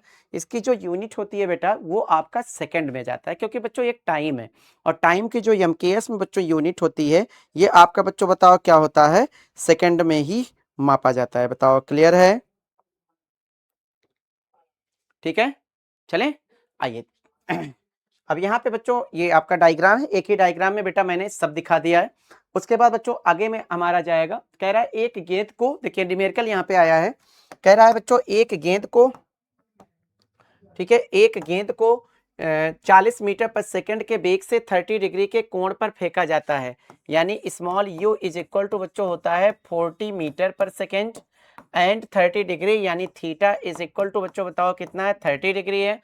टाइम ऑफ फ्लाइट उड्डयन काल ज्ञात कीजिए, यानी कैपिटल टी की वैल्यू आपको क्या करनी है, फाइंड करनी है, निकालनी है। तो कैपिटल टी की जो वैल्यू होगी इसको निकालने के लिए आपके पास बहुत सिंपल सा बेटा फार्मूला है। ठीक है, बहुत सिंपल सा बच्चों आपका फार्मूला है, वो आपका हो जाएगा capital T is equal to 2u। उसके बाद क्या हो जाएगा बच्चों, साइन थीटा अपान क्या है, जी। जी की वैल्यू बच्चों हमारे पास नहीं है तो 10 मान के हम लोग काम करेंगे। तो capital T is equal to बच्चों 2 इंटू यू की वैल्यू बच्चों बताओ क्या होती है, हाँ 2 इंटू यू की वैल्यू आपके पास है सर 40 इंटू साइन बच्चों बताओ क्या हो जाएगा, थीटा की वैल्यू बच्चों बताओ कितना है, 30 है। ठीक है, होल अपान यहाँ पे हो जाएगा 10, जीरो से जीरो कैंसिल आउट हो जाएगा, ये आपका हो जाएगा 8 इंटू साइन 30 की वैल्यू बच्चों बताओ क्या हो जाएगा, 1/2 हो जाएगा। ठीक है, 2 1 जा 2, 2 यहाँ पे 4 इज इक्वल टू बच्चों बताओ कितना सेकंड हो जाएगा, 4 सेकंड हो जाएगा। ठीक है, ये बच्चों बताओ कितना सेकंड हो जाता है, 4 सेकंड। ठीक है, ये आपका क्वेश्चन है। अगला होता है बच्चों मैक्सिमम हाइट। मैक्सिमम हाइट का मतलब होता है महत्तम ऊंचाई या अधिकतम ऊंचाई। इसको बच्चों हम लोग क्या कहते हैं, अधिकतम ऊंचाई कहते हैं। ठीक है, इसको बच्चों हम लोग क्या कहेंगे, अधिकतम। उसके बाद बच्चों बताओ क्या हो जाएगा, ऊंचाई। ठीक है, अधिकतम ऊंचाई। ठीक है, तो प्रक्षेप गति में, ठीक है, दिस इट इज द, यहाँ पे हम लोग अगर बात करें तो ये है बच्चों, it is the maximum vertical distance. Vertical का मतलब होता है ऊपर की ओर यानी ऊर्ध्वाधर। ठीक है, attend bye A projectile above the point of projection during its flight and it is denoted by capital H. ठीक है, मतलब अपने प्रक्षेप गति के दौरान, ठीक है, अपने प्रक्षेप गति के दौरान कोई भी जो आपका प्रक्षेप होता है, कोई भी जो प्रक्षेप होता है यानी कोई जो पिंड होता है जो जितनी अधिकतम ऊर्ध्वाधर दूरी तय करता है उसे ही बच्चों हम लोग क्या कहते हैं, उसे ही हम लोग बच्चों बताओ क्या कहते हैं, अधिकतम ऊंचाई कहते हैं। क्लियर है, तो यहाँ पे कहते हैं प्रक्षेप गति के दौरान। ठीक है, तो प्रक्षेप गति के दौरान, प्रक्षेप बच्चों बताओ क्या, गति के दौरान। ठीक है, प्रक्षेप गति के बच्चों बताओ क्या हो जाएगा, दौरान कोई पिंड, ठीक है, कोई, उसके बाद हमारे पास क्या हो जाएगा, पिंड जितनी अधिकतम, ठीक है, जितनी अधिकतम ऊर्ध्वाधर दूरी, जितनी बच्चों बताओ क्या अधिकतम, ठीक है, जितनी बच्चों बताओ क्या है अधिकतम, अधिकतम ऊर्ध्वाधर दूरी, जितनी अधिकतम बच्चों बताओ क्या ऊर्ध्वाधर, उसके बाद क्या हो जाएगा बच्चों, दूरी तय करता है, ठीक है, दूरी बच्चों बताओ क्या करता है, तय करता है, ठीक है, दूरी तय करता है बच्चों बताओ क्या कहलाता है, अधिकतम ऊंचाई कहलाती है, क्या कहलाती है बच्चों, अधिकतम, ठीक है, ये कहलाता है बच्चों अधिकतम, बच्चों बताओ क्या कहलाती है, ऊंचाई कहलाती है, ऊंचाई कैपिटल एच कहलाती है, ठीक है, अधिकतम ऊंचाई कैपिटल एच बच्चों बताओ क्या है, कहलाती है, ठीक है। इसका बेटा जो फार्मूला होता है ये बहुत ही प्यारा फार्मूला होता है, ये होता है बच्चों capital H is equal to u square, उसके बाद हो जाएगा साइन स्क्वायर थीटा अपान क्या हो जाता है बच्चों 2g होता है, ठीक है, you square sine square theta upon बच्चों बताओ क्या होता है 2g होता है, you square sine square theta का मतलब होता है कि साइन थीटा का होल स्क्वायर होता है, ठीक है, you square sine square theta, उसके बाद अपान बच्चों बताओ क्या हो जाएगा 2g हो जाएगा, क्लियर है, ठीक है। चलिए आगे हम लोग बात करें, यहाँ पे बच्चों बताओ क्या हो जाएगा, आपका मैक्सिमम हाइट से रिलेटेड एक क्वेश्चन है, मैक्सिमम हाइट से रिलेटेड बच्चों एक क्वेश्चन जो आया हुआ है वो हमारे पास है, कह रहा है कि एक कण को 30 मीटर पर सेकंड के वेग से, एक कण को 30 मीटर पर सेकंड के वेग से 60 डिग्री के कोण पर बच्चों बताओ फेंका जाता है, अधिकतम ऊंचाई बच्चों बताओ क्या करें, ज्ञात करें, कह रहा है a particle is projected with velocity 30 metre per second at angle 60 degree, find the maximum height. बहुत ही बच्चों प्यारा सा जो है न्यूमेरिकल है, यहाँ पे capital H is equal to बच्चों यू स्क्वायर, उसके बाद हो जाएगा साइन स्क्वायर थीटा अपान बच्चों बताओ क्या हो जाएगा 2g हो जाएगा, ठीक है, u की वैल्यू बच्चों हमारे पास क्या है, या ऐसे डायरेक्ट आप लिख लीजिए, you square sine square theta का मतलब होता है यू साइन थीटा का बच्चों बताओ होल स्क्वायर अपान बच्चों बताओ क्या है 2g। अब u की वैल्यू हमारे पास क्या है 30 और इंटू साइन थीटा का मतलब होता है साइन, उसके बाद बच्चों बताओ 60 डिग्री होल स्क्वायर अपान बच्चों बताओ 2 इंटू बच्चों बताओ क्या है 10 हो जाएगा, ठीक है, जो भी आएगा मीटर में आएगा, ये आप न्यूमेरिकल लगा लीजिएगा। अगला होता है बच्चों रेंज, ठीक है, रेंज का मतलब होता है कैपिटल आर, तो कैपिटल आर जो होता है बच्चों, कैपिटल आर का एक फार्मूला होता है, ठीक है, कैपिटल आर का बच्चों एक फार्मूला होता है, वो होता है बच्चों capital R is equal to u square, उसके बाद sine two theta upon g, ठीक है, कैपिटल आर का मतलब होता है रेंज, जो हमने आपको बताया था ना, जो आपकी हॉरिजॉन्टल जो डिस्टेंस होती है उसी को ही बच्चों हम लोग क्या कहते हैं, कैपिटल आर कहते हैं। ये होता है बच्चों बताओ you square sine two theta अपान बच्चों बताओ क्या होता है ओनली सी होता है, ठीक है, तो एक कण को 20 मीटर पर सेकंड के वेग से, तो यहाँ से बच्चों हम लोग एक क्वेश्चन इसको सॉल्व कर सकते हैं, यू स्क्वायर है बच्चों बताओ क्या, तो 20 का स्क्वायर इंटू बच्चों बताओ क्या साइन 2 इंटू 30 डिग्री, ठीक है, होल अपान बच्चों बताओ क्या है 10 हो जाएगा, यहाँ पे हो जाएगा बच्चों 20 का स्क्वायर क्या यानी 400, तो दूनी 4, ठीक है, 00 और इंटू बच्चों साइन 30 साइन 60 डिग्री, साइन बच्चों बताओ 60 डिग्री, ठीक है, होल अपान बच्चों 10, 0 से 0 कैंसिल आउट होता है, इज इक्वल टू बच्चों बताओ क्या हो जाएगा 40 इंटू साइन 60 का वैल्यू है बच्चों बताओ √3/2 हो जाएगा, 2 यहाँ पे हो जाएगा बच्चों बताओ क्या 20, तो ये हो जाएगा 20 इंटू 1.732, ठीक है, तो ये आपका जो भी आएगा बच्चों, जो भी आंसर आएगा यहाँ पे उतना बच्चों आपका क्या हो जाएगा मीटर होगा, ठीक है, ये आप जो है निकाल लीजिएगा। इसको बच्चों हम लोग कहते हैं परास, इसको बच्चों हम लोग क्या कहते हैं, इसको हिंदी में हम लोग बच्चों बताओ क्या कहते हैं, परास कहते हैं, ठीक है, परास का मतलब होता है बच्चों बताओ क्या रेंज, ठीक है, या क्षैतिज दूरी। अगला होता है बच्चों फोर्स, फोर्स बच्चों बताओ क्या होता है, बल बच्चों बताओ क्या होता है, ठीक है, बल कह रहा है कि sir the force acting on A body is push और पुल, मतलब जो बल होता है किसी खिंचाव या किसी वस्तु पर लगे खिंचाव या धक्का है, ठीक है, बल बताओ क्या है किसी वस्तु पर कार्य करने, खिंचाव या बच्चों बताओ क्या होता है बल, बल किसी वस्तु पर कार्य करने वाले, ठीक है, या किसी वस्तु पर कार्य करने वाले, ठीक है, किसी वस्तु पर, किसी बच्चों बताओ क्या वस्तु पर, उसके बाद बच्चों बताओ क्या हो जाएगा कार्य, किसी वस्तु पर बच्चों बताओ क्या कार्य करने वाले, ठीक है, कार्य करने वाले, ठीक है, कार्य करने वाले खिंचाव या धक्का को, कार्य करने वाले बच्चों बताओ क्या, खिंचाव या, ठीक है, खिंचाव या बच्चों बताओ किसको, धक्का को, खिंचाव या बच्चों बताओ किसका, धक्का को हम लोग बच्चों बताओ क्या कहते हैं, बल कहते हैं। ठीक है, खिंचाव या धक्का को बच्चों हम लोग क्या कहते हैं, बल कहते हैं। ठीक है, क्लियर है। चलिए उसके बाद बच्चों बताओ इसका जो सिंबल होता है, ठीक है, इसका जो सिंबल होता है वो यफ होता है। यफ इज इक्वल टू बच्चों बताओ क्या होता है, यम इंटू ए होता है। ठीक है, इसको हम लोग बच्चों बताओ द्रव्यमान गुणे बच्चों बताओ क्या होता है, आपका त्वरण होता है, यानी आपका यफ का मतलब होता है मास इंटू एक्सीलरेशन। ठीक है, एनर्सिया क्या होता है बच्चों, ये आपका होता है बच्चों जड़त्व। एनर्सिया को बच्चों हम लोग क्या कहते हैं, जड़त्व कहते हैं। ठीक है, जड़त्व का मतलब होता है मूर्खों का नियम है। ठीक है, ये बच्चों बताओ क्या होता है, मूर्खों का नियम होता है। मूर्खों का नियम का मतलब होता है कि प्रत्येक वस्तु अपनी अवस्था परिवर्तन का विरोध करती है। ठीक है, कहने का मतलब है वह जिस पोजीशन पे है उसी पोजीशन में रहना चाहती है, वो अपनी कंडीशन को बताओ चेंज करना नहीं चाहती है। ठीक है, तो इनर्शिया बच्चों बताओ क्या होता है कि यहाँ पे कहता है it is the inherent property of a body by virtue of which it cannot change by itself its state of rest or the state of uniform motion along a straight line unless accepted upon by the some accepted force। ठीक है, तो प्रत्येक वस्तु बच्चों बताओ क्या करती है, अपनी अवस्था परिवर्तन का विरोध करती है। कहने का मतलब होता है यदि कोई वस्तु, ठीक है, यदि कोई वस्तु, यदि बच्चों बताओ क्या कोई वस्तु गतिमान है, यदि कोई वस्तु बच्चों बताओ क्या है, गतिमान है, ठीक है, गतिमान है, तो वह गतिमान ही रहेगी। तो बच्चों बताओ क्या वह गतिमान ही रहेगी। ठीक है, कोई वस्तु बच्चों बताओ क्या है यदि कोई वस्तु बच्चों गतिमान है तो वह गतिमान ही बच्चों बताओ क्या होगी, रहेगी। अथवा, ठीक है, अथवा स्थिर है, अथवा बच्चों बताओ क्या है, स्थिर है, तो वह, तो वह बच्चों बताओ क्या हो जाएगी, वह स्थिर ही रहेगी।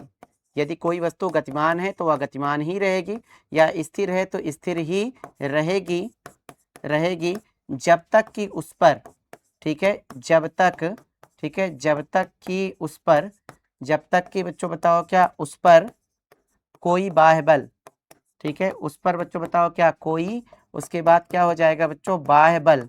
ठीक है, जब तक कि उस पर कोई बाह्य बल ना लगाया जाए। ठीक है, जब तक कि उस पर कोई बाह्य बल ना लगाया जाए। ठीक है, अर्थात प्रत्येक वस्तु अपनी अवस्था परिवर्तन का विरोध करती है।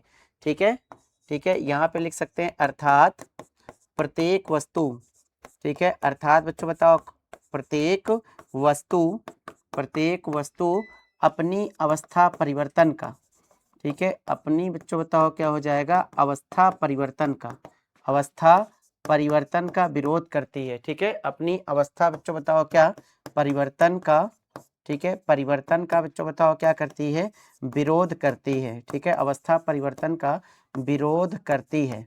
ठीक है, विरोध करती है। वस्तु के इसी गुण को, ठीक है, जड़त्व कहते हैं। ठीक है, वस्तु के बच्चों बताओ क्या कहते हैं, वस्तु के इसी बच्चों बताओ क्या कहते हैं, गुण को, वस्तु के इसी बच्चों गुण को हम लोग क्या कहते हैं, जड़त्व कहते हैं।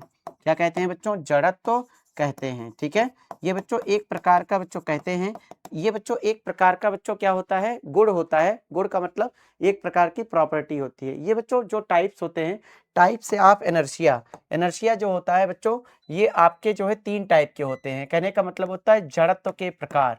ठीक है, हम लोग यहाँ पे लिखते हैं बच्चों क्या, जड़त्व के, उसके बाद हमारे पास क्या हो जाएगा बच्चों, प्रकार। ठीक है, जड़त्व का प्रकार है। क्लियर। तो देखिए बच्चों जो जड़त्व का प्रकार होता है, इसमें होता है बच्चों, पहला होता है विराम का जड़त्व। ठीक है, 3 टाइप के होते हैं। पहला होता है बच्चों विराम का जड़त्व, पहला बच्चों बताओ क्या होता है, विराम का जड़त्व होता है। इसको हम लोग कहते हैं इनर्शिया। ठीक है, इनर्शिया ऑफ बच्चों बताओ क्या होता है, रेस्ट होता है। ठीक है, दूसरा बच्चों होता है आपका गति का जड़त्व। क्या होता है बच्चों, गति का जड़त्व। ठीक है, गति का जो बच्चों जड़त्व है, इसको हम लोग कहते हैं बच्चों इनर्शिया। ठीक है, इनर्शिया ऑफ मोशन होता है। ठीक है, तीसरा बच्चों दिशा का जड़त्व होता है। ठीक है, तीसरा जो बच्चों होता है, ये होता है बच्चों आपका क्या, दिशा का जड़त्व। ठीक है। तीसरा होता है बच्चों बताओ क्या, दिशा का। उसके बाद क्या होता है बच्चों, जड़त्व होता है। ठीक है, दिशा का जड़त्व होता है, इसको हम लोग कहते हैं बच्चों बताओ क्या, इनर्शिया ऑफ डायरेक्शन। ठीक है, इनर्शिया ऑफ डायरेक्शन। ये बच्चों तीन टाइप के आपके बताओ क्या होते हैं, ये जड़त्व होते हैं। मतलब उसी अवस्था में बने रहने का अगर वो विरोध करे, ठीक है, तो उसी को ही हम लोग क्या कहते हैं, उसको हम लोग उसी का जड़त्व कहते हैं। जैसे कोई वस्तु गतिमान है, तो गतिमान अवस्था में रहने के लिए, ठीक है, उस मोशन में रहने के लिए बच्चों बताओ क्या करे, अगर विरोध करती है तो उसे गति का जड़त्व कहते हैं। और अगर स्थिर है यानी रेस्ट पोजीशन पे है, तो उसी रेस्ट पोजीशन पर रहने के लिए अगर बच्चों वो क्या करे, वो विरोध करे कि नहीं हमको इसी में ही रहना है, तो उसे बच्चों हम लोग क्या कहते हैं, विराम का जड़त्व कहते हैं। और अगर अपनी दिशा में होने वाले परिवर्तन का विरोध करता है, डायरेक्शन में होने वाले चेंज का बच्चों बताओ क्या करता है, वो विरोध करता है। ठीक है, तो इसको बच्चों हम लोग क्या कहते हैं, इसको हम लोग कहते हैं दिशा का जड़त्व, यानी जो है ये आपका क्या होता है, डायरेक्शन होता है। ठीक है, तो इसमें क्या होता है आपका, अगला होता है बच्चों, ये देखिए अब इसमें जो है आपके बहुत सारे जो है, हमने आपका पहला जो है किया, हमने कहा कि सर इनर्शिया ऑफ रेस्ट विराम का, it is the tendency of a body to remains in its state of rest.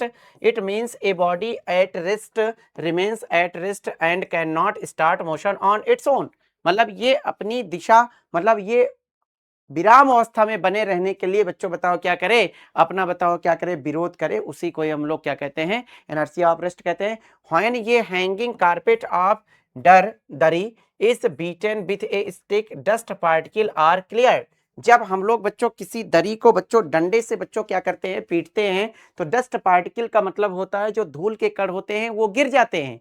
ठीक है, ये भी आपका बच्चों एग्जांपल है। When a fruit tree is shaken briskly, the fruit are detached, ठीक है, डिटैच्ड फ्रॉम ब्रांचेज। ठीक है, जब हम लोग फ्रूट ट्री का मतलब फल से लदे हुए जो पेड़ होते हैं, उसमें जब हम लोग झकझोरते हैं, मतलब उसको हम लोग क्या करते हैं, हिलाते हैं, तो जो फ्रूट और जो सूखे पत्ते होते हैं, ये बच्चों बताओ क्या करते हैं, अपने आप गिर जाते हैं। ठीक है, उसके बाद होता है a bullet fired on a window passes through its making a clean hole while a stone breaks the hole of window। मतलब जब किसी खिड़की पर हम लोग बच्चों बताओ क्या करते हैं, गोली मारते हैं, तो उसमें छेद हो जाता है, जब पत्थर मारते हैं तो वो चटक जाता है ना। तो ये चीजें आपका है। अगला होता है बच्चों इनर्शिया ऑफ मोशन में, it is the tendency of a body due to which it tries to remains in state of uniform motion in a straight line. It means a body is uniform motion can neither accelerate nor retain retard और its own. कहने का मतलब होता है कि कोई जो वस्तु है वो इनर्शिया ऑफ मोशन मतलब गति अवस्था में रहने के लिए बच्चों बताओ क्या करती है, होने वाली अवस्था परिवर्तन का क्या करती है बच्चों, विरोध करती है। तो इसी को ही हम लोग बच्चों बताओ क्या कहते हैं, इसी को इनर्शिया ऑफ मोशन कहते हैं। When a moving bus stops suddenly, ये passenger standing on its fall in forward direction. जब बच्चों बस चलती रहती है, वहां से अगर कोई अचानक पैसेंजर यानी यात्री कूदता है, तो बस के चलने की दिशा में वो बच्चों बताओ क्या करता है, गिर जाता है। And athlete runs for a certain distance before taking a long jump. ठीक है, तो जब जो है जो एथलीट होता है, वो बच्चों लॉन्ग जंप के पहले कुछ दूरी बच्चों बताओ क्या करता है, जो धावक होता है तेजी से दौड़ता है। ये person getting out of a moving bus और train falls in the forward direction. ठीक है, क्लियर है। अगला हो जाएगा बच्चों inertia of direction. Inertia of direction का मतलब होता है, ये आपका होता है बच्चों किसका जड़त्व होता है, ये आपका दिशा का जड़त्व होता है। It is the inability of the body by virtue of which is tries to oppose any change in its direction of motion. मतलब दिशा में होने वाले परिवर्तन का बच्चों बताओ क्या करे, ये विरोध करे, इसी को ही हम लोग क्या कहते हैं, इनर्शिया ऑफ डायरेक्शन कहते हैं। When a vehicle moves the mud sticking to its wheel flies off tangentially. ठीक है, जब कोई बच्चों व्हीकल चलते हैं तो जो मड होता है, ये बच्चों बताओ क्या कहते हैं, ये ऊपर की ओर बच्चों बताओ क्या करते हैं, ये उड़ने लगते हैं। ठीक है, an umbrella protects from rain. ठीक है, जो अम्ब्रेला होती है, ये बच्चों बताओ क्या करती है, रेन, रेन का मतलब होता है वर्षा से हमारी रक्षा करता है। When a car takes a sudden turns the person sitting inside the thrown its outward direction. ठीक है, clear.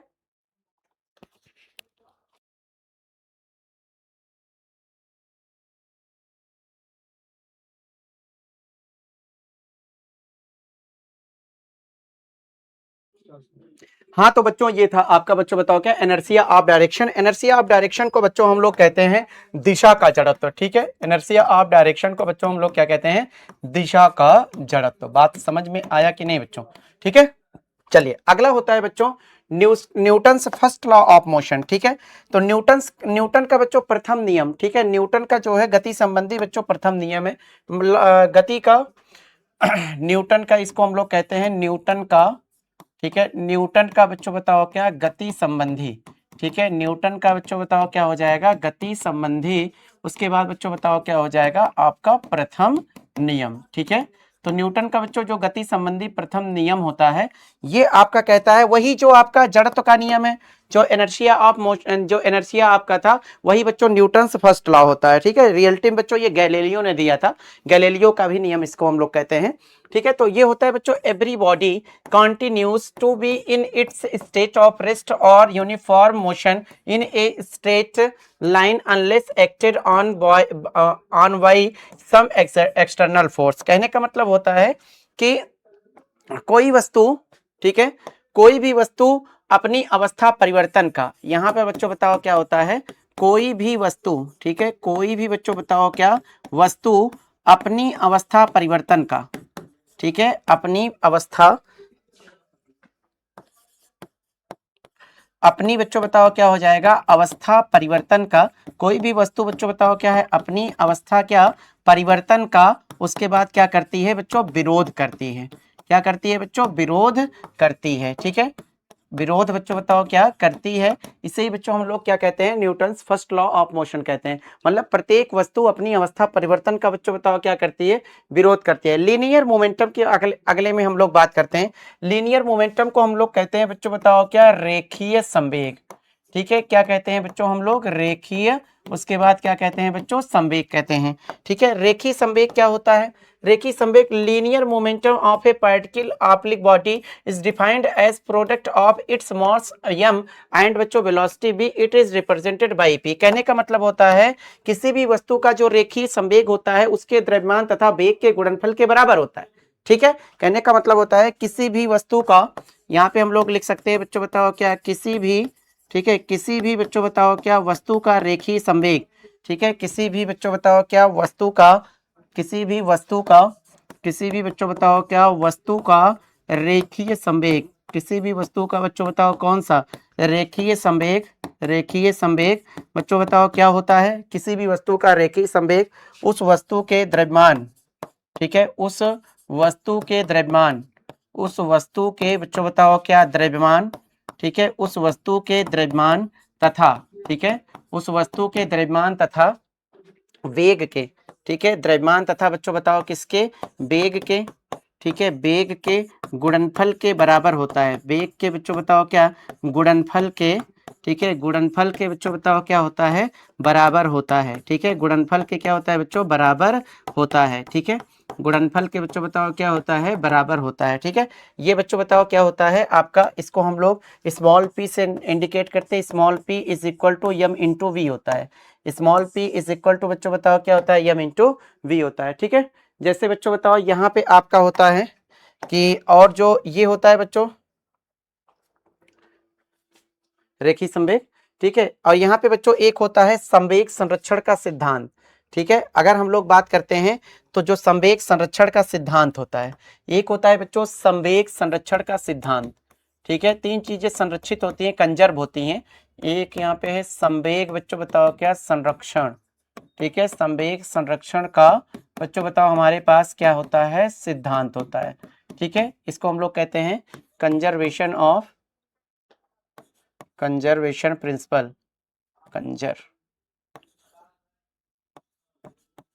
Conservation of linear momentum,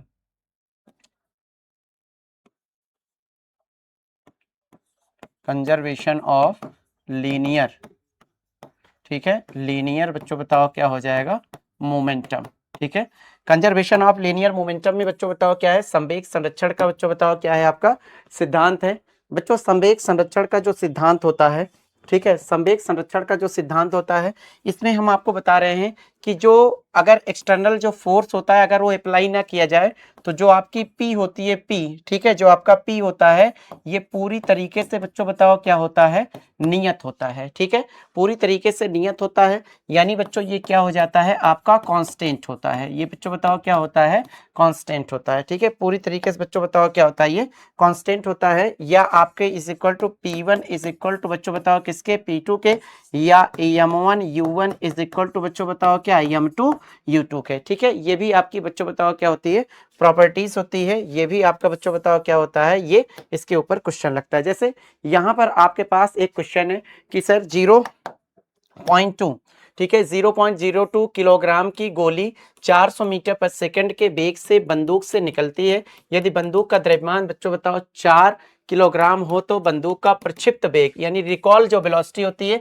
ज्ञात करें। रिकॉल वेलोसिटी का मतलब होता है जैसे जब गोली आगे जाती है तो जो है बंदूक बच्चों बताओ क्या होता है, थोड़ा सा पीछे आता है, तो उसी को ही हम लोग वेलोसिटी निकालना है। A bullet of mass 0.02 kg leads a gun, ठीक है, with velocity 400 metre per second, if the mass of gun is 4 kg find the recoil velocity of the gun, ठीक है। बहुत ही प्यारा सा ये आपका सॉल्यूशन है। यहाँ पे आपका बच्चों बताओ क्या हो जाएगा सॉल्यूशन में आपने कहा sir M1 U1 is equal to बच्चों M2 U2। यहाँ पे आप बच्चों बुलेट का ले लीजिए, यहाँ पे आप बच्चों बताओ किसका ले लीजिए, गन का ले लीजिए। तो बुलेट का बच्चों M कितना है, ये है बच्चों बताओ 0.02, ठीक है, तो 0.02 इंटू यू की वैल्यू है बच्चों बताओ क्या 400 इज इक्वल टू M2 की वैल्यू बच्चों बताओ कितना है 4 इंटू बच्चों बताओ क्या U2 की वैल्यू आपको निकालनी है क्योंकि बंदूक का द्रव्यमान है ना।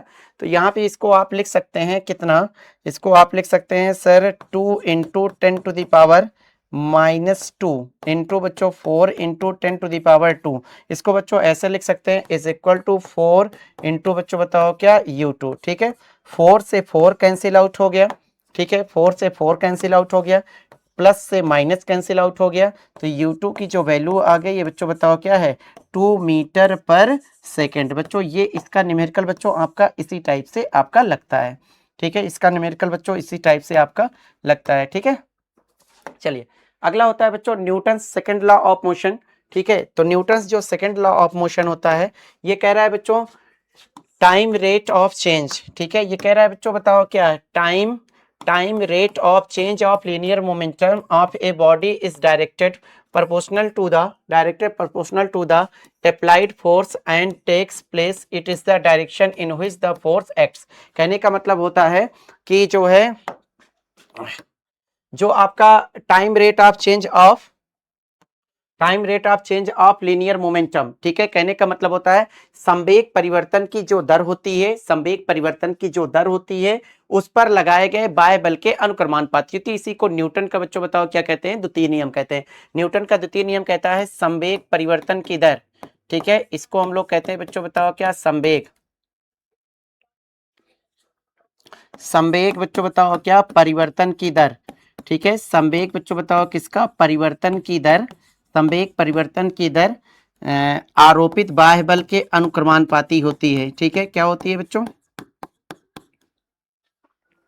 ठीक है, आरोपित, उसके बाद बच्चों बताओ क्या होता है बाह्य बल के, ठीक है, आरोपित बच्चों बताओ क्या है बाह्य बल के, आरोपित बाह्य बल के बच्चों बताओ क्या होती है अनुक्रमानुपाती होती है, आरोपित बाह्य बल के बच्चों बताओ क्या होती है अनुक्रमानुपाती होती है, ठीक है, आरोपित बाह्य बल के बच्चों बताओ क्या होती है अनुक्रमानुपाती होती है, ठीक है। इससे ही बच्चों बताओ हम लोग क्या कहते हैं न्यूटन सेकेंड लॉ कहते हैं। यानी कहने का मतलब होता है delta p upon delta t is directly proportional to capital F, ठीक है, या इसी को हम लोग लिख सकते हैं कि capital F is equal to del, ठीक है। तो ये आपका बच्चों बताओ क्या होता है पूरी तरीके से ये आपका सेकेंड लॉ होता है, यानी delta p upon delta t is directly proportional to बच्चों बताओ किसके, कैपिटल एफ के। क्लियर है। अगला होता है बच्चों बताओ क्या इम्पल्स, ठीक है, अगला होता है बच्चों बताओ इम्पल्स को बच्चों हम लोग कहते हैं आवेग, आवेश नहीं है बच्चों आवेग है, ठीक है। आवेग क्या होता है जब बहुत बड़ा बल बहुत कम समय के लिए किसी वस्तु पर कार्य करे तो उस बल और उसके समय के गुणनफल को, बल और उस समय के गुणनफल को हम लोग बच्चों बताओ क्या कहते हैं आवेग कहते हैं। बहुत बड़ा बल बहुत कम समय के लिए। कहने का मतलब होता है बहुत बड़ा बल का मतलब जैसे किसी ने कहा कि आप ड्रीम 11 में 1 करोड़ रुपए जीत गए, जैसे कोई नाम आया, बाद में कहा नहीं वो आपके नाम का नहीं था, कोई दूसरे का था। ठीक है, अभी जैसे हाल ही में आपका आईएएस के एग्जाम वाले में किसी ने एक ही, जैसे आकांक्षा सिंह दो, एक बिहार की और एक जो है अपने जो है यूपी की रहने वाली। ठीक है, तो यूपी वाली जो है उन्होंने जो एमबीबीएस किया हुआ है, डॉक्टर थी ऑलरेडी पहले से ही।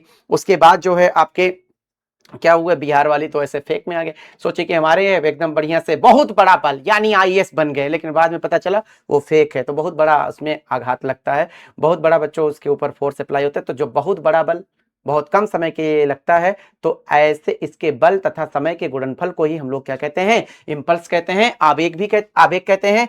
तो यहाँ पे हम लोग लिख सकते हैं बच्चों, the product of the average impulsive force F av and the shortest distance time interval during which it is acts is called impulse. ठीक है, जब बहुत बड़ा बल, यहाँ पे हम लोग लिख सकते हैं जब बहुत बड़ा बल, यहाँ पे हमारे पास हो जाएगा। ठीक है,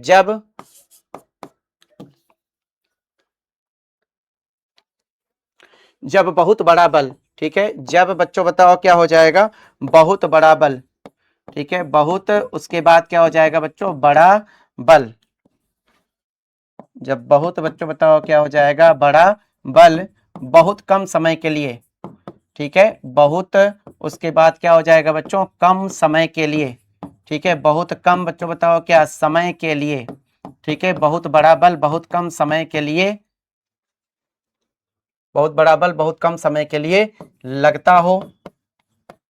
ठीक है, लगता हो तो बल तथा समय अंतराल के, तो बल तथा, ठीक है, बल तथा बच्चों बताओ क्या, समयांतराल के। ठीक है, बल तथा बच्चों समयांतराल के। ठीक है, समयांतराल के बच्चों बताओ किसको, गुणनफल को। ठीक है, समयांतराल के बच्चों बताओ किसको, गुणनफल को हम लोग बच्चों बताओ क्या कहते हैं, आवेग कहते हैं। ठीक है, यहाँ पे बच्चों बताओ क्या है, आवेग, उसके बाद कहते हैं। ठीक है, कहते हैं, बात समझ में आया कि नहीं, क्लियर। अच्छा, इसको हम लोग कहते हैं, सुनिए, इसको हम लोग कैपिटल आई से दिखाते हैं, तो capital I is equal to F, उसके बाद एवरेज और इनटू बच्चों बताओ क्या है, डेल्टा टी, बहुत कम समय के लिए होता है, तो इसी को ही हम लोग बच्चों बताओ क्या कहते हैं, आवेग कहते हैं। क्लियर, ठीक है, अगले में हम लोग चलते हैं बच्चों, Newton's third law of motion. इसको एक्शन रिएक्शन हम लोग जो है इसको लॉ कहते हैं, एक्शन रिएक्शन के नाम से भी हम लोग इसको जानते हैं। ठीक है, when a body exert a force on A second body, जब किसी वस्तु पर, किसी पहली वस्तु के द्वारा किसी दूसरी वस्तु पर बल लगाया जाता है, the second body also exert force, तो दूसरी वस्तु भी बच्चों उस वस्तु पर, फर्स्ट बॉडी पर भी बच्चों बताओ उसी के बराबर बल लगाती है। The two forces are equal in magnitude, दोनों जो फोर्स होते हैं, दोनों जो आपके बल होते हैं, एक दूसरे के बराबर होते हैं बट अपोजिट होते हैं। ठीक है, तो to every action there is always an equal and opposite reaction, मतलब प्रत्येक वस्तु के, प्रत्येक क्रिया के प्रति बच्चों बताओ क्या होती है, प्रतिक्रिया होती है। इसे हम लोग Newton's third law of motion कहते हैं, या बच्चों क्रिया प्रतिक्रिया का नियम कहते हैं। ठीक है, तो इसको बच्चों हम लोग लिख सकते हैं, जब कोई वस्तु, ठीक है, जब कोई वस्तु, ठीक है, जब किसी वस्तु पर, ठीक है, जब किसी वस्तु पर, वस्तु पर पहली वस्तु द्वारा बल लगाया जाता है, पहली वस्तु द्वारा बल लगाया जाता है, पहली बच्चों बताओ क्या, वस्तु द्वारा, उसके बाद क्या लगाया जाता है बच्चों, बल, फिर आपका है लगाया जाता है। ठीक है, बल लगाया बच्चों बताओ जाता है, तो पहली वस्तु बच्चों बल लगाया जाता है, तो पहली वस्तु, तो दूसरी वस्तु भी, तो दूसरी वस्तु भी, ठीक है, तो दूसरी बच्चों बताओ क्या हो जाएगी, वस्तु भी, ठीक है, तो दूसरी वस्तु भी उसी के बराबर, उसी के बराबर बल, उसी के बराबर बल, तो दूसरी वस्तु भी उसी के बराबर बल पहली वस्तु पर लगाती है, पहली वस्तु पर लगाती है, पहली बच्चों बताओ क्या, वस्तु पर, उसके बाद क्या करती है बच्चों, लगाती है। ठीक है, पहली वस्तु पर लगाती है, ठीक है, इसे ही वस्तु पर लगाती है, इस अर्थात प्रत्येक क्रिया के प्रति प्रतिक्रिया होती है। ठीक है, यहाँ पे लिख सकते हैं अर्थात, अर्थात प्रत्येक क्रिया के प्रति, ठीक है, प्रत्येक, उसके बाद क्या हो जाएगा बच्चों, क्रिया के प्रति, ठीक है, क्रिया के प्रति, प्रतिक्रिया, ठीक है, क्रिया के प्रति बच्चों बताओ क्या होती है, प्रतिक्रिया होती है, ठीक है, क्रिया के प्रति बच्चों बताओ क्या होती है, प्रतिक्रिया होती है, ठीक है, अर्थात प्रत्येक क्रिया के प्रति बच्चों बताओ क्या होती है, प्रतिक्रिया होती है, ठीक है। अच्छा, अगला होता है बच्चों फ्रिक्शन। फ्रिक्शन का मतलब होता है घर्षण, ठीक है, फ्रिक्शन का मतलब बच्चों बताओ क्या होता है, हमारा घर्षण होता है, ठीक है, फ्रिक्शन का मतलब बच्चों बताओ क्या होता है, घर्षण होता है। घर्षण किसे कहते हैं, ठीक है, घर्षण होता है जब किन्हीं बच्चों बताओ दो वस्तुओं के बीच में सापेक्षिक गति होती है, तो ये दोनों वस्तुओं के जो सरफेस, जो टचिंग आपका पार्ट होता है, जो सरफेस होता है तल के, ठीक है, तल के, उसकी दिशा के विपरीत, तल के गति की दिशा के बच्चों बताओ क्या है, विपरीत एक ऐसा बल कार्य करता है जो उसकी गति का विरोध करता है, उसे ही बच्चों हम लोग क्या कहते हैं, घर्षण कहते हैं। फ्रिक्शन इन अपोजिंग फोर्स, ठीक है, friction is an opposing force which comes into play when on body actually moves to tends to move over the surface and other bodies, ठीक है, कहने का मतलब होता है, ठीक है, यहाँ पे हम लोग लिख सकते हैं जब दो वस्तुओं के मध्य, ठीक है, जब दो वस्तुओं के मध्य, ठीक है, जब बच्चों बताओ क्या हो जाएगा, दो वस्तुओं के मध्य, ठीक है, दो वस्तुओं के, उसके बाद बच्चों बताओ क्या हो जाएगा, मध्य, ठीक है, मध्य सापेक्षिक गति होती है, ठीक है, जब दो वस्तुओं के मध्य बच्चों बताओ क्या होती है, सापेक्षिक गति होती है, ठीक है, जब दो वस्तुओं के मध्य बच्चों बताओ क्या होती है, सापेक्षिक गति होती है, तो दोनों वस्तुओं के, दोनों वस्तुओं के संपर्क सतहों, ठीक है, तो दोनों बच्चों बताओ क्या, वस्तुओं के, दोनों वस्तुओं के संपर्क सतहों, ठीक है, दोनों वस्तुओं के बच्चों बताओ क्या, संपर्क सतहों के मध्य, ठीक है, संपर्क सतहों के, उसके बाद बच्चों बताओ क्या हो जाएगा, मध्य, ठीक है, संपर्क सतहों के मध्य गति के विपरीत दिशा में, ठीक है, मध्य एक ऐसा बल, एक बच्चों बताओ क्या हो जाएगा, ऐसा बल कार्य करता है, ठीक है, एक ऐसा बच्चों बताओ क्या बल कार्य करता है, ठीक है, कार्य करता है, बल कार्य करता है जो गति का, जो उसकी गति का, ठीक है, जो बच्चों बताओ क्या उसकी गति का विरोध करता है, ठीक है, जो उसकी बच्चों बताओ क्या गति का बच्चों बताओ क्या करता है, विरोध करता है, ठीक है, विरोध, उसके बाद क्या होता है बच्चों, करता है, गति का बच्चों बताओ क्या करता है, विरोध करता है, गति का विरोध करता है, इसे ही, ठीक है, इसे ही बच्चों हम लोग क्या कहते हैं, घर्षण बल कहते हैं, ठीक है, घर्षण, उसके बाद बच्चों बताओ क्या है, बल कहते हैं, ठीक है, इसे बच्चों बताओ क्या कहते हैं, घर्षण बल कहते हैं, ठीक है, क्लियर है, चलिए।